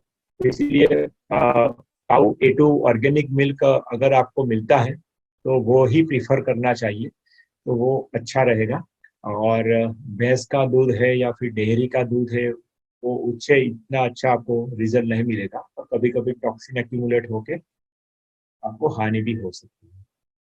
तो ये ध्यान में रखें। संशोधक क्या है? अगर आपने पानी को ओपन टेरेस में रखा है, पीने के पानी को, और 24 आवर्स तक रखा है, सिर्फ इतना ही करना है, तो उसका नाम दिया गया है आयुर्वेद में हंसोदक। तो वो इतना शुद्ध होता है कि हंस भी उसको ग्रहण कर पाए, तो ऐसा उसको संज्ञा दी गई है। तो ऐसा क्यों होता है कि उसको सन का एक्सपोजर भी मिलता है और मून का एक्सपोजर भी मिलता है। तो ऐसा 24 आवर्स तक पानी को उसको रखा जाए, तो उसके बाद ये संशोधक बनता है। हम ऐसा करते हैं कि अगर हमारे पास कोई कांच का कांच हो बड़ा सा, या कांच का कोई ढक्कन हो, तो उसको रख देते हैं ये जो वेजल है उसके ऊपर। तो क्या है कि उसके अंदर कुछ ये जो एनवायरमेंटल जो डस्ट है वो सभी कुछ भी नहीं आएगा, और ये पानी जो है उसको पूरा वो गर्म भी होगा पूरे दिन में, और रात को ठंडा भी होगा। तो ऐसे करके हंसोदक हम बनाते हैं। जो कुछ भी आप वेजल लेते हो, वो वेजल में थोड़ा स्पेस होना चाहिए, थोड़ा नहीं, अच्छा वाला स्पेस होना चाहिए। तो उसमें जो इवोपरेट भी होगा पानी, और फिर अंदर का अंदर वो ठंडा ही होगा। तो उसके लिए वो एक स्पेस होना चाहिए, वरना इवोपरेट हो गए वो चला भी जाएगा। तो ये होना चाहिए। और उसको ऐसे जगह पे रखना है जनरली जहाँ पे एयर भी हो, मतलब सिर्फ सनलाइट और वो नहीं हो, लेकिन सफिशिएंट हवा भी आती हो, तो टेरेस के ऊपर ही रखना है। तो ये अगर रखा आपने और ये पीते हो, तो आपको पर्टिकुलरली पित्त के जो प्रॉब्लम्स है उसमें काफी रिफ्रेशिंग लगेगा और काफी लाइट लगेगा। तो ये करने जैसा प्रयोग है। और अभी ये के सीजन में लोगों को बुखार बहुत आता है, क्योंकि बुखार जो है पित्त का ही व्याधि है, फीवर। और ये बुखार मिट गया उसके बाद जो वीकनेस लगती है, उसमें ये कंजप्शन ऑफ हंसोदक बहुत ही यूजफुल है। वो आप करो, और वो आप करोगे तो आप उसके बेनिफिट जानोगे। इतना अच्छा है कि आपने एक बार किया तो आप हर सीजन में ये उसको फॉलो करो। कम से कम हम 10-15 दिन तक ये सीजन में ये पानी पीते हैं, तो उसका जो रिफ्रेशिंग इफेक्ट लगता है वो नोटिसेबल होता है। तो ये एक हंसोदक का एडिशनल प्रैक्टिस है। और ये प्रैक्टिस ऐसे काम नहीं करेगी जब आपने वो मेन प्रैक्टिस फॉलो किया है डाइट का, उसके बाद ही काम करेगी। वैसे भी उसको समझना चाहिए। या जो मिल्क का कंजप्शन वाली जो प्रैक्टिस है, तो वो प्रैक्टिस है, उसको भी मेन प्रैक्टिस के साथ साथ ही रखना है, वरना वो इतना काम नहीं करेगी। मून बाथ जो है, तो खुली हवा में सोना है। तो पहले हमारे कल्चर में ऐसा प्रैक्टिस था कि हम टेरेस के ऊपर सो जाते थे या खुली हवा में सो जाते थे। पता नहीं कि सभी लोगों के लिए ये कितना फिजिबल है, लेकिन अगर हमारे लिए फिजिबल है, ऐसा हमारा कोई फ्लैट सिस्टम है उसमें हम नहीं रह रहे हैं, और थोड़ा ओपन एयर में हम सो सकते, ऐसी पॉसिबिलिटी है, तो हमको ये उसका बेनिफिट लेना चाहिए। उसको मून बाथ कहा जाता है। भले ही कुछ दिन होगा जब आप चंद्र को देख सकोगे आकाश में, और कुछ दिन होगा तब आप नहीं देख सकते हो, लेकिन सभी समय को ये मून बाथ ही कहा जाएगा। तो उसमें चलना, घूमना फिरना, या फिर पूरी रात सोना, ये काफी रिफ्रेशिंग होता है। तो सन टाइम को अवॉइड करना चाहिए, सन एक्सपोजर को, और मून एक्सपोजर को बढ़ाना चाहिए। तो हमारे स्ट्रेंथ को बढ़ाने के लिए ये काम का है। एडिशनल प्रैक्टिसेस में ये औषधि है। तो अलग अलग औषधि है, मतलब बहुत सिंपल सी ही चीज है, ऐसा कोई बड़ी वाली कोई ऐसी औषधि नहीं है। तो ये जो सिंपल चीज है, उसका उसमें किसी के एक या दो का हम प्रैक्टिस कर सकते हैं। और मैंने बताया दो इंटेंशन से उसका कंजप्शन होना चाहिए। सबसे पहले पित्त का एलिमिनेशन के लिए, तो उसमें बहुत सारी चीज ऐसी है कि जो पित्त को एलिमिनेट करेगी। और आपको कैसे पता चलेगा कि पित्त एलिमिनेट हो रहा है? इवेक्यूएशन का आपका फ्रीक्वेंसी उससे, तो जो स्टूल पास हम करते हैं वो एक या दो की वजह से वो डबल हो जाएगा, 2 या 4 बार हो जाएगा। तो ये हमारा इवेक्यूएशन बढ़ेगा, और उससे पित्त एलिमिनेट होगा, और नेचुरली हमारा गर्मी वो सभी कुछ भी कम होगा। तो ये आंवला का पाउडर है, उसको ले सकते हैं, 3 से 10 ग्राम ले सकते हैं। तो एक बार में ही ले लिया तो भी चलेगा, या 2 बार में उसको डिवाइड करके लिया तो भी चलेगा। अलग अलग प्रकृति के लोगों के लिए अलग अलग उसका वो काम में आता है। तो ये आपके ऊपर है, आप थोड़ा एक्सपीरियंस करके देखो। तो 3 ग्राम से शुरू किया, 5 ग्राम, 10 ग्राम तक आप जा सकते हो। कोई पित्त प्रकृति वाले पेशेंट होते हैं तो उनको तो 3 ग्राम आंवला का पाउडर लिया उससे ही काफी इवेक्यूएशन होना शुरू हो जाता है। तो धीरे धीरे इवेक्यूएट हो जाएगा पित्त, उसके बाद आंवला की क्वांटिटी बढ़ा सकते हैं। तो आंवला का ड्राई पाउडर ये सीजन में यूज करना चाहिए। फ्रेश आंवला ये सीजन में जो मिलता है वो सीजनल नहीं है, तो उसका उपयोग नहीं करना चाहिए। सीजनल आंवला विंटर में मिलेगा, तो अभी जो कुछ मिल रहा है वो सीजनल आंवला नहीं है, तो उसका उपयोग नहीं करेंगे। फ्रेश पाउडर का उपयोग करेंगे। अच्छी क्वालिटी का पाउडर लेके उसका ऐसे डिवाइडेड डोज में हम उसको दे सकते हैं। गरमालो जो आता है उसका शिंग होता है एक लंबा सा, और उसके अंदर उसका गुड़, उसको जो उसका जो पल्प होता है उसको गुड़ कहा जाता है, गरमालानो गॉड। तो ये जो गरमाला का जो गुड़ है या पल्प है, कैशिया फिशुला उसका नाम है, बॉटनिकल नाम है। तो ये जो है तो वो आप ले सकते हो। और उसका इन्फ्यूजन बनाना है तो उसको भिगो देना है ठंडे पानी में, और रात भर भिगो देने के बाद उसको थोड़ा उसमें मैश करना है। और मैश करने के बाद आप विदाउट फिल्टर या विद फिल्टरेशन आप उसको ले सकते हो। तो 20 से 50 ml तक उसको कंज्यूम करना है। तो ये भी एक अच्छा पित्त शामक है और काफी निर्दोष चीज है, सभी लोग ऑलमोस्ट ले सकते हैं। थोड़ा लेक्सेटिव वो भी है, तो आपका इवेक्यूएशन उससे थोड़ा बढ़ेगा। और थोड़ा ठंडा रहता है, लेकिन इतना भी ठंडा नहीं है कि किसी को कोई प्रॉब्लम हो जाए। तो ये गर्माला हो तो सभी लोग ले सकते हैं। धीरे धीरे से उसका शुरुआत करना चाहिए। पर्टिकुलरली जिसको स्किन का प्रॉब्लम है या फिर ऐसा कोई बर्निंग का इश्यू है, या बार बार जो लोग बीमार पड़ जाते हैं, बार बार बुखार आ गया, तो वो लोग नीम का या गिलोय का भी यूज कर सकते हैं। तो ये सीजन में ये डाइट के साथ आपने इसका प्रैक्टिस किया, नीम या गिलोय लिया, तो एक अच्छा बेनिफिट तो आपको मिलेगा। ऐसे ही करियातू है, तो करियातू और गिलोय जिसको बार बार बुखार आता है वो लोग यूज कर सकते हैं। और जो लोगों को कुछ लीवर के प्रॉब्लम है, हीमोग्लोबिन कम है जिसका, वो लोग उसका इस्तेमाल कर सकते हैं। पित्त के कारण ये सभी कुछ डिस्टर्ब रहता है, तो उसमें करियातू, in Gujarat it is very popular, कड़ू करियातू काढ़ा और कड़ू करियातू चूर्ण आता है। तो उसमें कड़ू भी होता है, करियातू भी होता है, काफी कड़वा रहता है।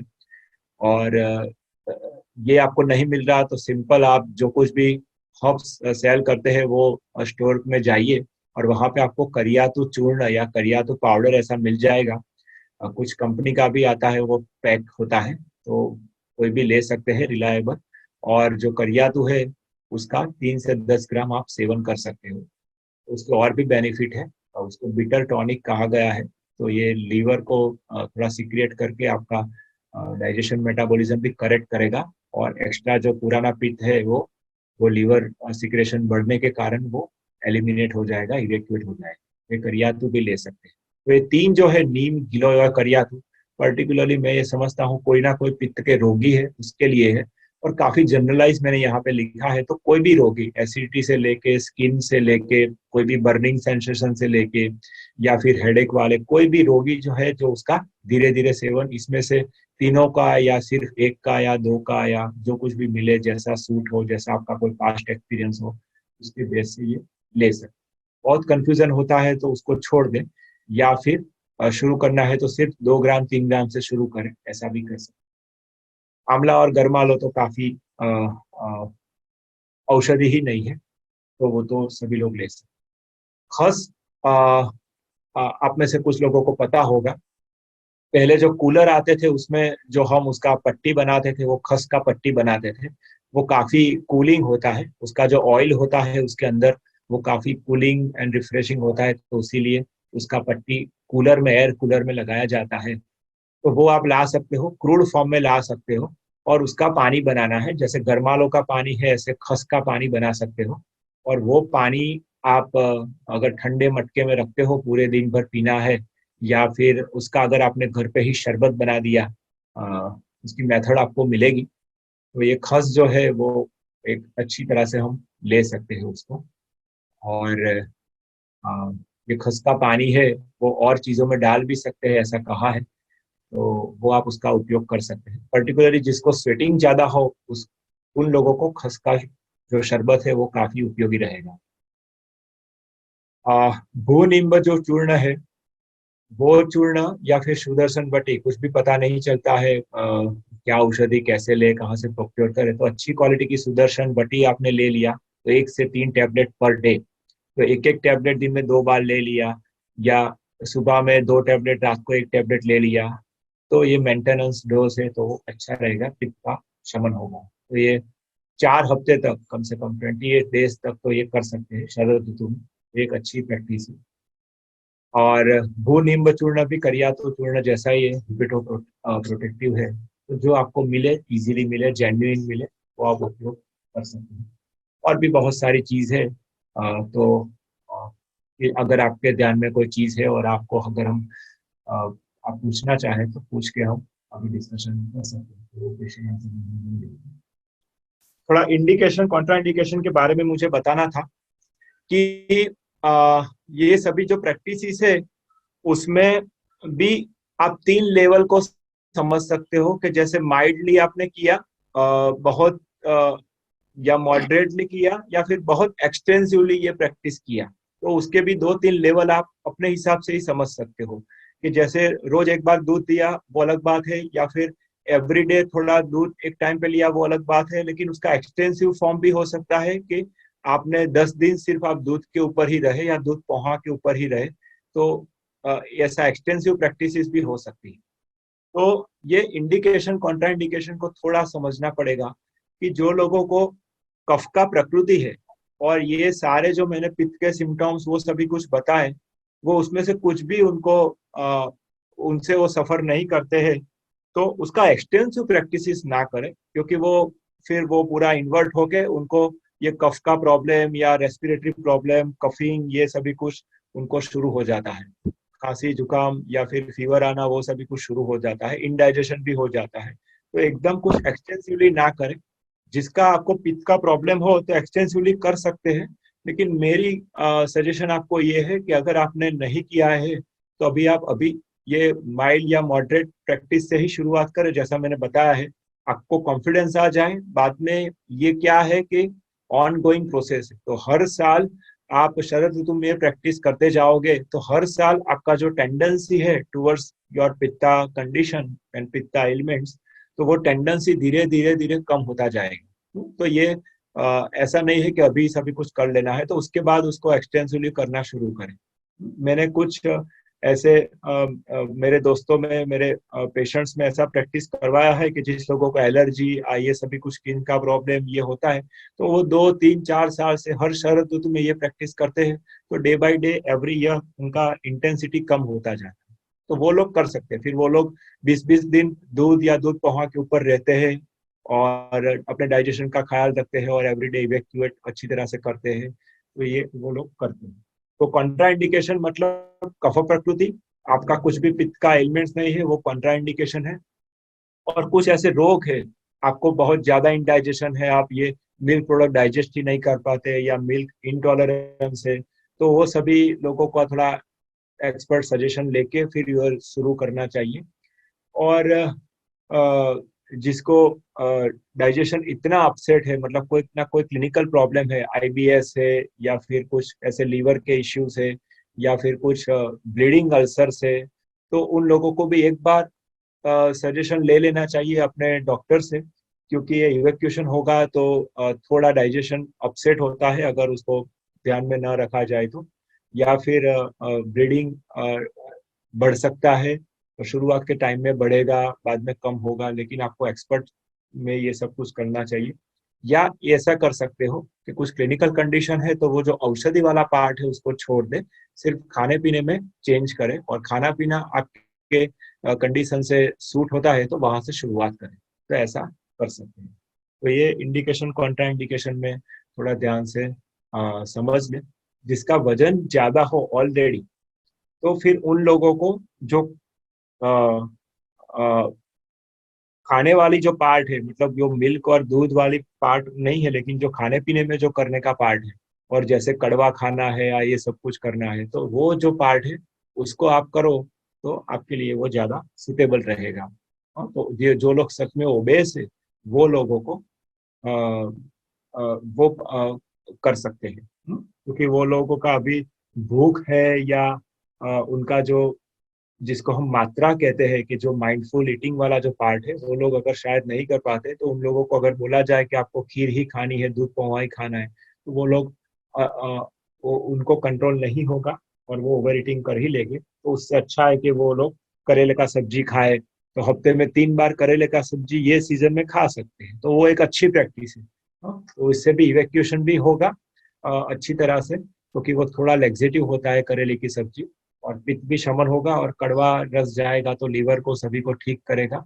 तो वो लोग ऐसा कर सकते हैं। या फिर ऐसा उन्होंने स्पाइसेस कम कर दिया, ऑयल कम कर दिया, नमक कम कर दिया, तो उनके लिए काफी हेल्थी प्रैक्टिस ही है, तो वो कर सकते हैं आप लोग। तो ये इंडिकेशन कॉन्ट्राइंडिकेशन के बारे में कुछ पॉइंट छूट गया हो तो किसी को अगर ध्यान में आता है तो वो मुझे बोले। बेनिफिट्स उसके क्या होंगे? तो जो पित्त के प्रॉब्लम है उसमें थोड़ा रिडक्शन होगा, वो बेनिफिट तो है ही। लेकिन अगर पित्त के प्रॉब्लम नहीं है तो क्या बेनिफिट होगा कि जो एनर्जी आपको नेचुरली अभी लगना शुरू हुआ है ये सीजन में, क्योंकि वर्षा ऋतु खत्म होने के बाद अभी थोड़ा एनर्जी लगना शुरू होगा, और अभी अगले 4 महीने तक एक अच्छी एनर्जी लगेगी, तो वो एनर्जी में राइज होगा, और सिग्निफिकेंट राइज होगा। तो वो आप नोटिस कर पाओगे इतना राइज होगा अगर आपने ये ऋतु में ये प्रैक्टिस किया है, तो ये सबसे अच्छा बेनिफिट है। अब आप उसको कैसे मेजर करोगे? जब आप एक्सरसाइज करने जाओगे, जब विंटर में, या फिर कोई भी फिटनेस का काम करोगे, या आपका पर्सनल काम या प्रोफेशनल काम करोगे, तो उसमें आप पाओगे कि आपका एनर्जी लेवल है वो बढ़ा है, इवन मेंटल एनर्जी भी बढ़ता है, स्लीप का क्वालिटी बढ़ता है। तो ये सारा जो है वो, जो ये सीजन में जो टॉक्सिन पित्त जो बनता है उसका एलिमिनेट हो गया, तो ये सारे बेनिफिट मिलने वाले हैं, तो आपको ये मिलेगा, और साथ साथ में ये मिलते जाएंगे। ज्यादा बेनिफिट आपको विंटर में रियलाइज होंगे। तो ये हम कर सकते हैं उसको, थोड़ा इवेल्युएट कर सकते हैं, अपने कुछ मार्कर्स बना सकते हैं, और अगर आपको अच्छा लगे तो हर बार ये शरद ऋतु का कर सकते हैं। दूसरा एक होता है कि हमारा जो भूख है उसके ऊपर हमारा कंट्रोल बनेगा, क्योंकि आयुर्वेद का एक मत है कि कौन हमको ये अनकंट्रोल लेवल बना देता है ड्यूरिंग हमारा मील जो होता है तब। तो हमारा जो टॉक्सिन है वही हमको अनकंट्रोलेबल बना देता है, और एक बार ओवर ईटिंग किया तो फिर वो प्रॉब्लम चलता ही रहता है, फिर आप कुछ भी करो कुछ भी करो, थोड़ा अच्छा लगता है, बाद में फिर से ही प्रॉब्लम आ जाता है। तो ऐसा कहा गया है कि अति मात्रा जो है वो सभी रोगों का मूल है। तो ये अति मात्रा कहाँ से आती है? तो अगर पित्त के टॉक्सिन के कारण आती है, तो मैंने ये पर्सनली रियलाइज किया है कि शरद ऋतुचर्या अच्छी तरह से किया तो विंटर में जब अच्छी भूख लगेगी तब भी आप माइंडफुल ईटिंग कर पाओगे, अच्छा वाला हेल्दी नरिशिंग फूड आप लिमिट में खा पाओगे, क्योंकि वो टॉक्सिन निकल गया, तो थोड़ा आपको हेल्प मिलेगा, आपको आपके फूड का जो क्वांटिटी है उसको कंट्रोल करने में, माइंडफुल ईटिंग करने में ये थोड़ा हेल्प आपको मिलेगा। तो ये भी एक एडिशनल बेनिफिट है आई वुड से। तो इतने ये है। अभी जो हम करते हैं ये सारी प्रैक्टिसेस के नाम पे, कल्चरली या कस्टमरी या फिर रिचुअल्स के नाम पे, तो बहुत सारा उसमें एडल्ट्रेशन है, तो उसको थोड़ा रिफाइन कर सकते हैं, उसको थोड़ा फाइन ट्यून कर सकते हैं। हम सभी लोग दूध पोहा खाते ही हैं, ठीक है, लेकिन फिर दूध पोहा के साथ क्या खाएंगे? भजिया खाएंगे, कचौड़ी खाएंगे, समोसा खाएंगे, बटाका वड़ा खाएंगे, तो ये सारी बात एडवाइजेबल नहीं है। तो उसको थोड़ा फाइन ट्यून करेंगे। अभी लोग बोलते हैं कि हमारा एक सोशल गैदरिंग भी होता है, शरद पूनम आती है, सभी का खाना पीना ये सब कुछ होता है, तो हम कैसे अवॉइड करें? तो मैं उनको बोलता हूँ कि अगर आपने ये पूरा 1 डेढ़ महीना तक अच्छी तरह से शरद ऋतुचर्या फॉलो की है, तो फिर आप शरद पूनम में सोशल गैदरिंग है उसमें आपने थोड़ा ऑयल वाला, थोड़ा स्पाइस वाला ये थोड़ा खा ही लिया तो चलेगा। लेकिन पूरे शरद ऋतु जो है या फिर पूरा श्राद्ध है, वो सभी में आपने ये तेल वाला, मसाला वाला, तीखा वाला खाया है, और साथ में कुछ थोड़ा कुछ दूध पोहा वो सभी कुछ खाया है, तो उसका कोई इफेक्ट होता नहीं है। वो तो फिर टॉक्सिन बिल्डअप ही होता है, तो वो तो कफ वाला टॉक्सिन भी बनेगा, पित्त वाला टॉक्सिन भी बनेगा, तो वो आपको ज्यादातर बीमार कर देगा। हम देखते हैं कि श्राद्ध के टाइम पे बहुत सारे लोग बीमार ही होते हैं, बुखार आया, ये आया, वो आया, तो ये होता है। या फिर नेक्स्ट सीजन जो होगा वसंत ऋतु, उसमें बीमारी होता है, तो तब ये उसका इंटेंसिटी फ्रीक्वेंसी बढ़ता है, या फिर एक्यूट डिसीजेस होते हैं। तो ये उसको अच्छी तरह से समझना है और हमारी प्रैक्टिसेस को फाइन ट्यून करना है। जी, मैंने यहाँ पे कंप्लीट किया। अभी और भी मैं औषधि के फोटोग्राफ्स और वो सभी कुछ लाकर आपको थोड़ा दिखा सकता था, लेकिन ये मुझे थोड़ा अवकाश नहीं मिला। लेकिन आप थोड़ा ढूंढोगे तो प्रेजेंटेशन तो आपको शेयर हो जाएगा। तो आप उसका ढूंढोगे तो आपको उसका पिक्चर्स और कैसा उसका फॉर्म होता है, क्या है, तो वो आपको पता चल जाएगा। और मुझे आशा है कि आपको ये कुछ काम में आएगा। आप में से कुछ लोग उसका मैं तो विश करता हूँ कि सभी लोग इसकी जो मेन प्रैक्टिस है उसको तो एडप्ट करें, और कुछ लोग है उसका एडिशनल प्रैक्टिसेस, कुछ कुछ प्रैक्टिसेस उसको एडप्ट करें। तो नेक्स्ट टाइम हम जुड़ेंगे और तब मैं आपसे फीडबैक भी लूंगा। और मैं भी अभी उसमें से कुछ प्रैक्टिसेस कर रहा हूँ, तो मैं अपना अपना फीडबैक भी दूंगा। तो ये हम उसको ऐसा करेंगे तो सच में ये होलिस्टिक हेल्दी लिविंग होगा। वरना जब तक हम पढ़ते हैं तब तक लिविंग नहीं होता है। तो हम सच में ये इम्प्लीमेंट करेंगे, कुछ जानेंगे और उसको फाइन ट्यून करते जाएंगे, तो हमारा ये लिविंग हो सकेगा। अभी कुछ क्वेश्चंस है तो हम ले सकते हैं, रवीश भाई। जी विरल भाई, थैंक यू वेरी मच। बहुत ही अच्छा प्रेजेंटेशन था, बहुत ही इन डेप्थ नॉलेज था शरद ऋतुचर्या पे। आपने इतने सारे कॉम्प्लेक्स पॉइंट्स एकदम सरल भाषा में सभी को समझाए, और यही आशा करते हैं कि इसका हम सभी लोग बेनिफिट उठाए और एक्सपीरियंस करें ये प्रैक्टिसेस को इम्प्लीमेंट करके। नेक्स्ट मंथ में बिल्कुल हम आप सभी आपके साथ शेयर करेंगे एक्सपीरियंसेस। और कुछ 5 पार्टिसिपेंट्स के हैंड रेज है, तो हम एक एक करके उनके क्वेश्चंस ले लेते हैं। तो शुरू करते हैं मैत्री जी से। मैत्री जी, आप अपना प्रश्न रखें। Thank you sir, it was really very interesting session. मुझे जो पूछना है ये है कि पीठ के प्रॉब्लम के लिए हम लोग वो धाना, जीरू और सौंफ, हरियाली ऐसे बोलते हैं कि रात को भिगो के अगर पिया जाए सुबह में वो पानी तो अच्छा रहता है। तो वो सही है कि नहीं, वो चीज एक पूछनी है। और दूसरी चीज की मेथी का क्या मतलब, जो सीड्स होते हैं मेथी के, तो उसका पीठ को मतलब समाने के लिए, शांत करने के लिए क्या उपयोग कर सकते हैं? जी, आपका क्वेश्चन अच्छा है। तो ये है वो जनरलाइज पित्ता का प्रैक्टिस है, तो वो आप कर सकते हैं। काली द्राक्ष तो मैंने लिखा ही था, उसको भिगो के ले सकते हैं। धनिया का पाउडर है, वो भी पित्त शामक है। जीरा भी पित्त शामक है। तो वो सभी का यूज हम कर सकते हैं, उसको भिगो के ले सकते हैं। उसको थोड़ा उबाल के, बहुत उबाल के काढ़ा नहीं बनाना चाहिए। ये सीजन में काढ़ा अलग अलग बनाने का कोई बहुत ज्यादा वो नहीं है। तो वो उसको थोड़ा भिगो के फिर उसको उसमें मैश करके वो ले सकते हैं।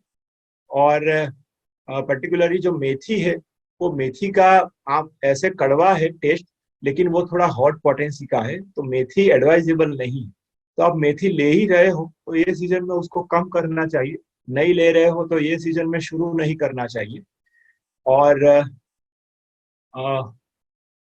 अगर मेथी के कुछ आइटम्स है वो तो ये सीजन में रेकमेंड नहीं है, वो उष्ण है, भले ही वो कड़वा है, और अलग अलग जॉइंट प्रॉब्लम में वो सभी में यूज होता है, लेकिन ये सीजन में वो सीजनल रेजिम में तो वो नहीं आता है।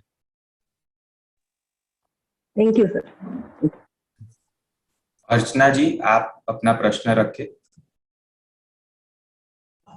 सर नमस्कार, और बहुत ही बढ़िया सेशन था।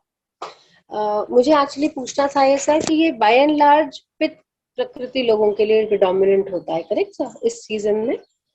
तो जो आपने जो औषधि बताई है, जैसे गिलोय हो गया एंड सुदर्शन वटी और ये सब बताया आपने, तो सर जैसे लोगों को स्किन इश्यूज हैं, तो क्या विदाउट कंसल्टेशन भी ये लोग ये वाले औषधियां ले सकते हैं?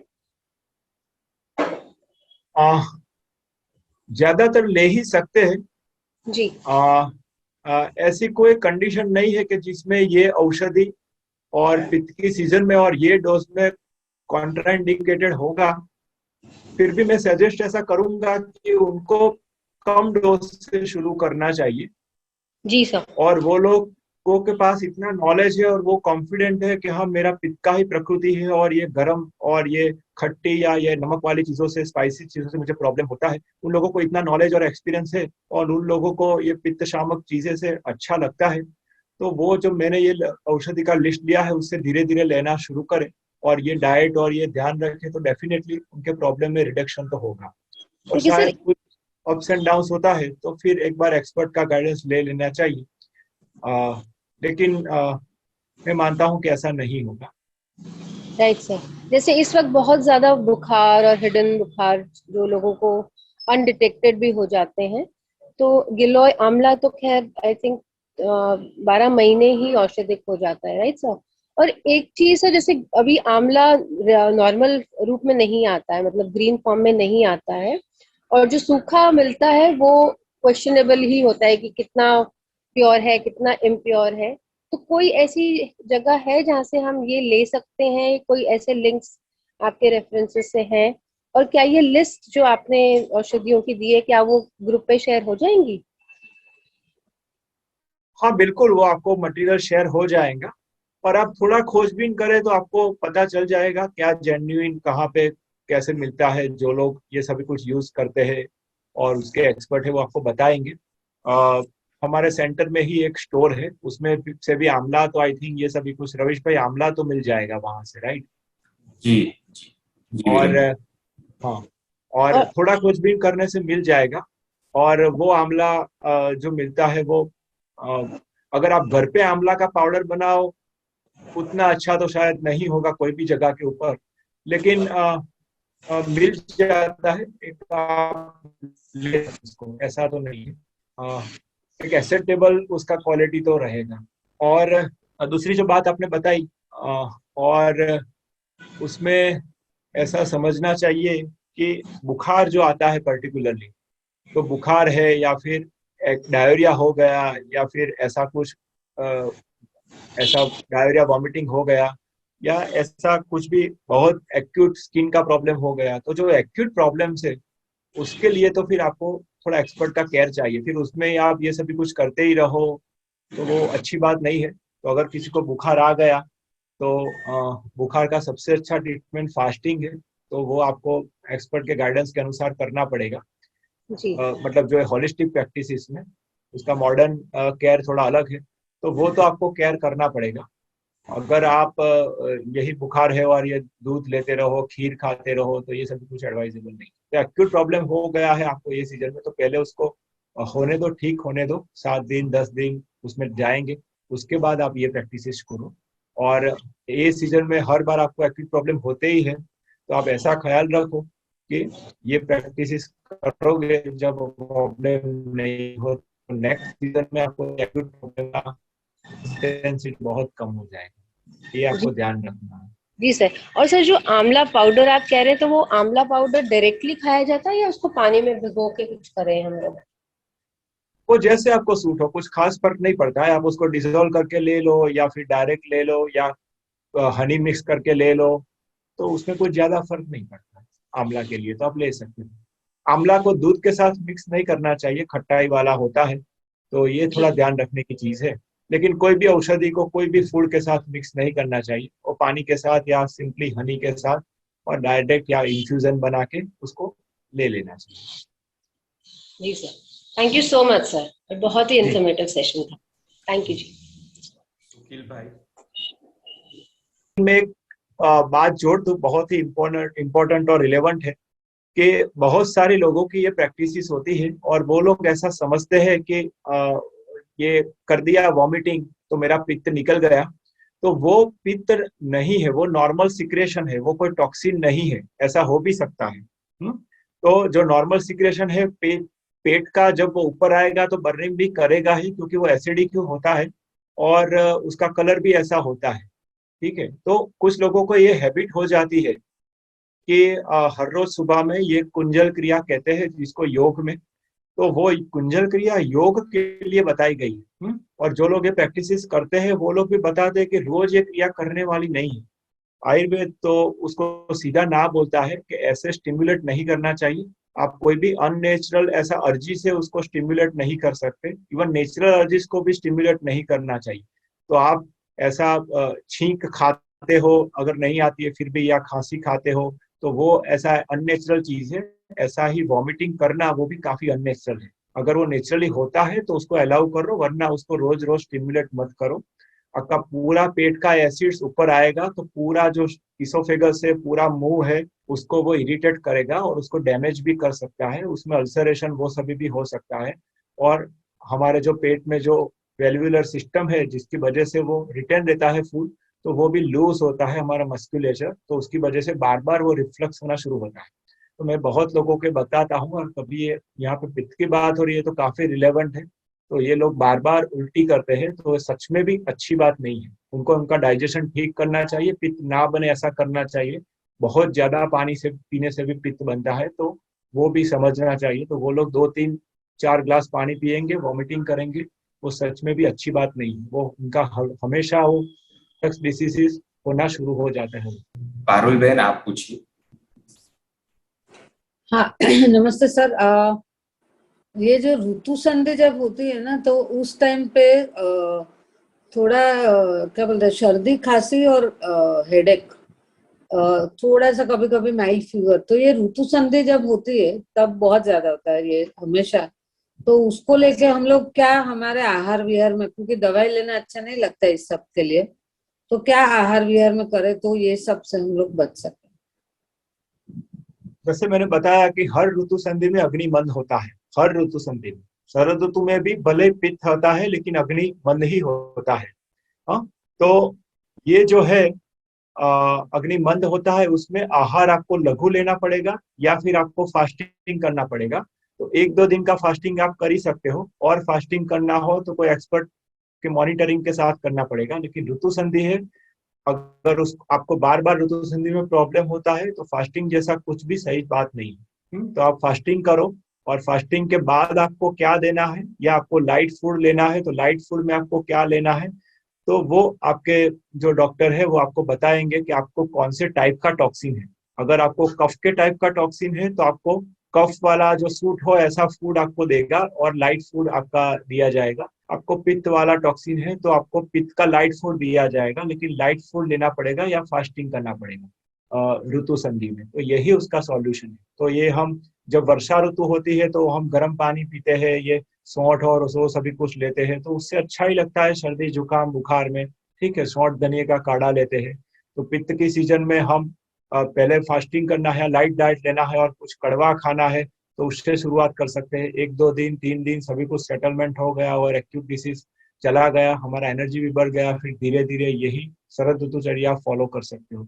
वसंत ऋतु है, उसमें हम तीखा खाते हैं, तो अदरक है, लहसुन है, प्याज है, वो सभी कुछ थोड़ा थोड़ा लेना चाहिए। तो उससे कफ वाला जो टॉक्सिन है वो आपका डिटॉक्सिफाई होगा, और उसमें लाइट डाइट भी लेना चाहिए। तो मूंग का सूप आपने बना लिया, तो ऐसे करके उसका पूरा प्लान बनाया जाता है। ऋतु संधि मतलब लाइट डाइट या फास्टिंग, ये आप याद रखो। और लाइट डाइट में जो डाइट है अकॉर्डिंग टू आपका टॉक्सिन उसके अनुसार होना चाहिए। उसका डिटेल प्लान बनाया जा सकता है केस टू केस। उर्वशी जी, आप अनम्यूट कीजिए और अपना प्रश्न रखिए। Good morning sir. मुझे ये पूछना था कि आपने जो हंसोदक जल के बारे में बताया, वो पर्टिकुलर कोई बर्तन में कर सकते हैं या तो फिर मिट्टी के मटके में ऊपर रख के ऊपर कवर, मतलब कपड़े का कवर करके कर सकते हैं? कोई भी बर्तन में कर सकते हैं, जो कुछ भी जिसको जैसे मिट्टी है या स्टील है या कांच का बर्तन है, वो कोई भी बर्तन में हम रख सकते हैं, उसमें तो कोई प्रॉब्लम नहीं है। एल्यूमिनियम वो सभी कुछ यूज नहीं करना चाहिए, वो तो हम जानते हैं।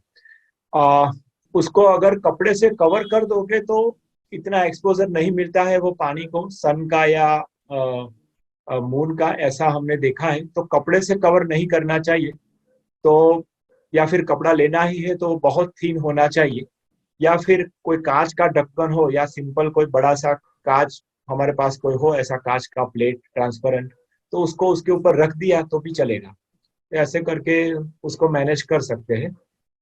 और और वो हाँ बोलिए सर। और ऐसा उसमें देखना चाहिए कि वो क्लीन रहे, क्योंकि उसको कलेक्ट होने के बाद हम फिल्टर कर सकते हैं, लेकिन आपने गर्म किया या कुछ आपने फिल्टर में डाला तो फिर वो सही नहीं रहेगा। तो उसको ऐसे ही कंज्यूम करना है, एक दो बार फिल्टर करना है तो कर सकते हैं। ओके, मतलब फिल्टर किया हुआ पानी हम हंसशोधक बना सकते हैं? हाँ हाँ श्योर, क्यों नहीं, ओके, उसको बनाएंगे। और वो शरद ऋतु में ही करना है? हाँ, शरद ऋतु में ही उसका स्पेशल एडवाइस दिया गया है। तो अलग अलग सीजन में मैं नहीं समझता हूँ कि इतना वो दक्षिणायन वाली स्टेट होगा, तो जिसकी वजह से हम वो जो मून का जो एनर्जी है उसका हम बेनिफिट ले पाए। तो और सीजन में मैं नहीं समझता कि इतना हमको फायदा करेगा, लेकिन ये सीजन में तो हम करके देख सकते हैं। और जो लोग ज्यादा अलग अलग एक्सपेरिमेंट करने वाले लोग हैं, वो लोग अलग अलग सीजन में उसको करके देखें, अपना फीडबैक शेयर करें। तो ये कर सकते हैं ऐसे। Thank you sir. बहन आप पूछिए।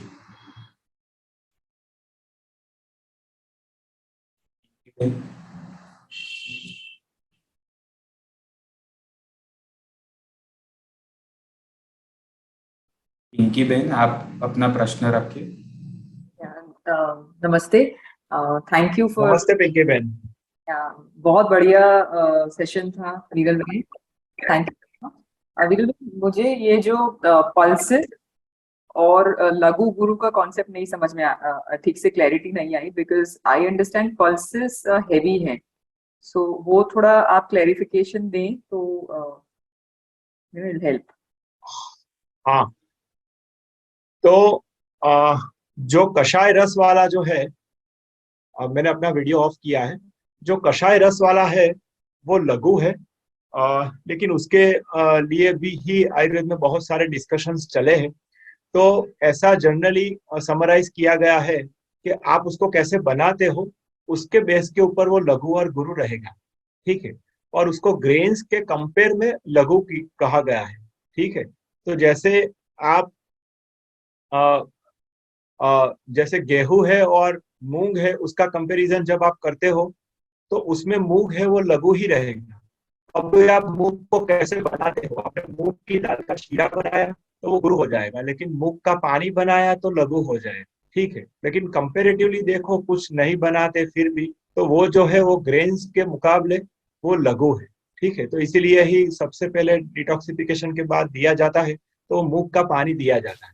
और इंटरनल आप उसका कंपैरिजन करो कि मूंग है तो वो नेचुरली ही जो राजमा है या फिर जो चना है, जो बड़े वाले चने हैं, छोले चना है, तो वो सभी से तो वो लघु ही है, और वो जो है वो मूंग से तो गुरु ही है। तो इंटरनल आप जो करो तो उसमें लघु गुरु का वो रहता है। तो सभी का गुण दिया होता है तो वो गुरु है या लघु है। आप सिंपल सा सर्च करोगे, अभी बहुत सारी एप्लीकेशन अवेलेबल है, या गूगल में भी अच्छा ऑथेंटिक नॉलेज वाली साइट भी है। तो आप सिंपल सा सर्च करोगे कि आयुर्वेदिक प्रॉपर्टी ऑफ चना या आयुर्वेदिक प्रॉपर्टी ऑफ मूंग या आयुर्वेदिक प्रॉपर्टी ऑफ राजमा, तो उसमें आपको लिखा होगा कि लघु है कि गुरु है। तो उसमें जो कुछ भी लिखा है तो वो आपको समझना है कि वो लघु है या गुरु है। लेकिन एज ए जनरली दिखा जाए तो कषाय रस जो है वो लघु है कंपेयर टू अदर रस। तो अलग अलग जो क्लासेस है फूड के, तो उसमें वो लघु है। तो ये समझना पड़ेगा कि तीन जो रस है वो डिटॉक्सिफिकेशन करने के लिए है। अभी ये थोड़ा शरद ऋतु के साथ कंफ्यूजन होगा, लेकिन आप उसको थोड़ा सेपरेट रखिए। लेकिन तीन रस जो है वो डिटॉक्सिफिकेशन करने के लिए है। तो उसमें कड़वा है, उसमें तीखा है और उसमें कषाय है, ठीक है। तो कड़वा, तीखा और तूरा जो तीन रस है वो डिटॉक्सिफिकेशन करने के लिए है। और शरद ऋतु में हम तीखा यूज नहीं कर सकते, तो इसीलिए हम कड़वा यूज करेंगे और कषाय यूज करेंगे। और शरद ऋतु में हमको हमारा टिश्यू बिल्डिंग भी करना है, तो इसके लिए हम मीठा रस भी, मधुर रस भी यूज करेंगे। तो ये रस और ये सभी का आयुर्वेदिक डाइट के जो लेक्चर HHL में होते हैं उसमें कवर किया जाता है। लेकिन ये लघु गुरु के बारे में आप इतना समझिए कि ये सीजन में हमको क्वांटिटी है वो लघु रखना है, और जो उसका नेचर है वो नेचर, ये दूध और घी की बात जब आती है तो उससे हम उसको गुरु कर सकते हैं। और जो हम ये पल्सिस लेते हैं वो सभी तो लघु ही है। तो ऐसे उसको समझना है। थैंक यू विरल भाई। जी शैलेश जी, आप अपना प्रश्न रखें। विरल भाई, thank you very much for a wonderful lecture, बहुत ही बढ़िया था। लेकिन बीइंग चित्त प्रकृति माई सेल्फ, मेरे को ये 3-4 चीजें थी जो प्रेजेंटेशन पे मेरे को ऐसा लगा कि इसके बारे में थोड़ा आपसे गाइडेंस चाहिए था। एक तो पहली चीज ऋषभ के बारे में पूछना था कि कैसा है, इसमें होना चाहिए ये सीजन में। दूसरी चीज ऐसा है कि जिसको पित्त है उसका अग्नि तीव्र है, तो आपने लघु की बात की, तो जो तीव्र अग्नि है तो उनको ब्रेकफास्ट थोड़ा हेवी लगता है, तो वो बारे में कैसा होना चाहिए। तीसरा, आपने एक दही और छाछ के बारे में बताया, तो दही तो शायद अवॉइड ही करना चाहिए, लेकिन छाछ के बारे में गाइडेंस करो। और चौथा, मसाज के बारे में कि मसाज जो है कि मसाज इसमें तो जो पित्त प्रकृति वाले लोग हैं, उन लोगों को पूरे साल में क्या करना है, तो उसके लिए नेचुरली जो अलग अलग प्रकृति वाले लोग हैं उससे थोड़ा अलग उनका रहेगा। तो वो एक अलग डिस्कशन का टॉपिक है और वो आपको पता ही होगा कि उनके लिए एक हेल्दी लाइफस्टाइल क्या है। तो यहाँ पे जो बात हम करते हैं वो शरद ऋतु की करते हैं। तो शरद ऋतु जो है उसमें ये जो हैवी फूड है या फिर जो दही और वो सभी कुछ जो खट्टा वाली बात है उसको अवॉइड करना है, तो ये हम समझ लें। और छाछ है वो भी खट्टा ही है, भले हम उसको थोड़ा कम वो बनाते हैं, तो वो एक टाइप का एक मॉडिफिकेशन है, दही का मॉडिफिकेशन है कि जिससे हम दही के डिसएडवांटेजेस से उसको थोड़ा कम करते हैं और उसके जो एडवांटेजेस है उसको हम लेते हैं। तो ये मॉडिफिकेशन है। तो ऐसे ही दही में से ही फिर कड़ी को प्रिपेयर किया जाता है या श्रीखंड को प्रिपेयर किया जाता है। तो ये सभी प्रिपेयर करने के अलग अलग पर्पस है। तो कैसे चीजों को मॉडिफाई करना जिसकी वजह से उसका लघु गुरु है वो मॉडिफाई हो जाए। जैसे आपने मूंग का शीरा बना दिया या मूंग का दाल बना दिया, तो ऐसे ही बात है कि आपने दही का छाछ बना दिया या दही का श्रीखंड बना दिया, तो इससे लघु गुरु मैनेज होता है और दोष का अकॉर्डिंगली उसे हम मैनेज कर सकते हैं। तो वो एक बात है। और ये सीजन में तो छाछ को भी अवॉइड करें वो अच्छी है, क्योंकि वो लघु तो बनेगी लेकिन अम्ल ही रहेगी, खट्टी ही रहेगी, तो ना ले तो अच्छा ही है। और दूसरा आपने पूछा कि भूख ज्यादा लगती है तो क्या लेना चाहिए, तो आपकी भूख के हिसाब से ही लघु होना चाहिए।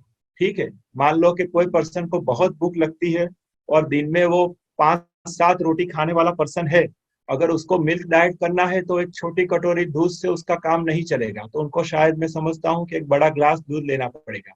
लेकिन उसके लिए तो वो लघु ही होगा, वो लाइट ही फील करेगा, उसके लिए ऐसा नहीं होगा कि वो हैवी हो जाए। तो वो पर्सन टू पर्सन है, इसीलिए उसको जनरलाइज नहीं बना सकते। तो पित्त वाले अगर प्राकृत पित्त है, नॉर्मल है और उसको भूख ज्यादा लगती है, अच्छा डाइजेशन है, यंग एज है और काम भी ऐसा है, तो ये सीजन में है, तो ये सीजन में उसकी जो डाइट है उससे थोड़ा कम करना है, लेकिन वो अलग लोगों का डाइट है उससे थोड़ा ज्यादा ही जाएगा, उसको भूख को थोड़ा सेटिस्फाई तो करना है। तो वो बात है। आपने मसाज का बताया, तो ये सीजन में भी मसाज कर सकते हैं और हो सके तब तक कोकोनट ऑयल या ऐसा कोई कूलिंग वाला ऑयल या कुछ सैंडलवुड ऑयल है उसको मिक्स कर दिया कोकोनट ऑयल में, तो ऐसा उसको बना के उसको ले सकते हैं। तो ऐसे मसाज कर सकते हैं। और आपने, मुझे लगता है कि जो पूछा था उसके सारे आंसर आ गए। और कुछ अगर बाकी रहता है तो आप थोड़ा रिपीट कर दीजिए प्लीज, अदरवाइज हम नेक्स्ट क्वेश्चन की ओर बढ़ते हैं। जी विरल भाई, अगला प्रश्न लेंगे। हिना बेन, आप अपना प्रश्न रखें अनम्यूट कर। नमस्ते सर। सेशन नमस्ते। बहुत इंफॉर्मेटिव था अभी की सीजन के हिसाब से। सर मेरा 2 क्वेश्चन था। जो एडिशनल प्रैक्टिस है सर, तो वो मैं मॉर्निंग में लेना है कि इवनिंग में ले? सपोज आंवला पाउडर है, वो खाली पेट लेना है? एंड दूसरा क्वेश्चन है सर कि अभी सर्दी ए सीजन में, मेरा वो पर्सनल क्वेश्चन है कि उसमें मुझे सुबह में थोड़ा हाथ में ऐसे सून हो जाता है, गुजराती में बोले ना खाली चढ़ी जाए, तो ये क्यों होता है?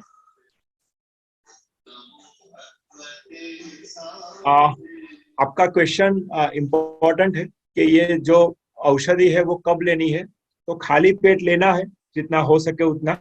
तो सुबह में भी ले सकते हैं और शाम को जब 3, 4, 5 बजे खाली पेट रहता है तब उसको ले सकते हैं, उसका डोज रिपीट करना हो तो। और रात को अगर आपने अर्ली डिनर कर लिया हो तो रात को भी ले सकते हैं। तो ऐसे उसको सेट कर सकते हैं। ज्यादातर बहुत निर्दोष चीज है तो उसमें कोई बहुत फर्क नहीं पड़ जाएगा। अगर आप 3 बार लो, 2 बार लो, थोड़ा टाइम में फ्लक्चुएशन होता है तो कोई ज्यादा इम्पैक्ट नहीं आएगा। हो सके उतना खाली पेट लेके उसकी शुरुआत करें। और जो आपने अभी प्रॉब्लम आपका बताया वो पित्त से रिलेटेड तो नहीं है। तो आपका ये जो प्रॉब्लम है अगर ये शरद ऋतु में ही आपको होता है तो फिर आपको जो ये उसके एक्सपर्ट है उसके साथ पर्सनली मिलके आपका कंसल्टेशन करके वो तय कर सकता है आपका हिस्ट्री लेके कि आपको ये पर्टिकुलर प्रॉब्लम आपको ये सीजन में ही क्यों होता है। अदरवाइज वो पित्त के साथ तो कनेक्टेड नहीं है। तो ये सीजन में सीजनल तो नहीं है ये आपका प्रॉब्लम। आपको ये सीजन में होता है तो मतलब आपके लिए कोई स्पेशल उसका वो करना पड़ेगा। उसके बाद इवेल्युएट करने के बाद वो पता चले। वन लास्ट क्वेश्चन, जैसिंडा जी आप पूछिए। So can you tell me about Durva, sir, about Durva? Is it good for, it's good for constipation and piles? And how is it to be used? हाँ, दुर्वा का जो रस है वो अच्छा है ब्लीडिंग पाइल्स के लिए। कॉन्स्टिपेशन के लिए तो मतलब इतना इफेक्टिव नहीं है, उसका कोई इफेक्ट नहीं है कॉन्स्टिपेशन के ऊपर। लेकिन ब्लीडिंग कंडीशन के लिए पर्टिकुलरली वो बहुत ज्यादा मेंसिस आता हो जिसको मेनोरेजिया कहते हैं या फिर ये ब्लीडिंग पाइल्स या वो सभी कंडीशन में उसको यूज किया जाता है। अल्सरेशन वो सभी में उसको यूज किया जाता है। तो आप 10 से 20 ml जितना ऑयल उसको ले, उसका रस ले तो वो सही है। और वो हाँ दिन में 1 बार ले सकते हैं, सूट होता है तो दिन में 2 बार भी ले सकता है। और वो आयुर्वेद में यूज होता है पर्टिकुलरली इनफर्टिलिटी। तो जो बहनों को कुछ ना कुछ इनफर्टिलिटी कोई ना कोई रीजन से इनफर्टिलिटी है और काफी निर्दोष चीज है और वो बहुत कुछ उसका कुछ कॉन्सिक्वेंसेस नहीं होता है। तो जो बहनों को पर्टिकुलरली गर्मी के कारण इनफर्टिलिटी रहती है कि जिसमें अलग अलग ओवम का साइज नहीं रहता है या ये सभी कुछ होता है, यूटेरस का लाइनिंग का डेवलपमेंट नहीं होता है और वो पित्त का प्रकृति वाले है, गर्मी ये सभी कुछ है और ये सभी दुर्वा का रस ले तो उनको एक अच्छा रिजल्ट मिलता है। 1, 2, 3 महीने तक उनको लेना चाहिए और शरद ऋतु में लेते हैं तो उनको ये फायदा होता है। Okay, thank you, sir. सो विरल भाई थैंक यू वेरी मच। आज का सेशन हम यहाँ पर ही एंड करेंगे। टॉपिक भी बहुत ही अच्छा था और आने वाले कुछ दिनों तक आपने जो प्रैक्टिसेस हमें अभी आज समझाई है तो हम उसका इम्प्लीमेंट करें और इसके फायदे भी ले और उसके बाद की सीजन में भी हम अच्छा फील करें, स्ट्रॉन्ग फील करें। So thank you very much Viral भाई for joining us and attending to all. Thank you Nisargopchar Kendra. मुझे भी बहुत एक इंटरेस्ट रहेगा कि नेक्स्ट टाइम मैं ज्वाइन करूं और ये जानूं कि आप लोगों के अगर जिस लोगों ने ये प्रैक्टिसेस किए हैं उनके फीडबैक कैसे हैं। तो जो कुछ भी पॉजिटिव नेगेटिव जो कुछ भी फीडबैक्स है तो उसके ऊपर हम डिस्कशन करेंगे और उसको आगे लेके जाएंगे। जी सभी का बहुत बहुत धन्यवाद। बिल्कुल विरल, थैंक यू।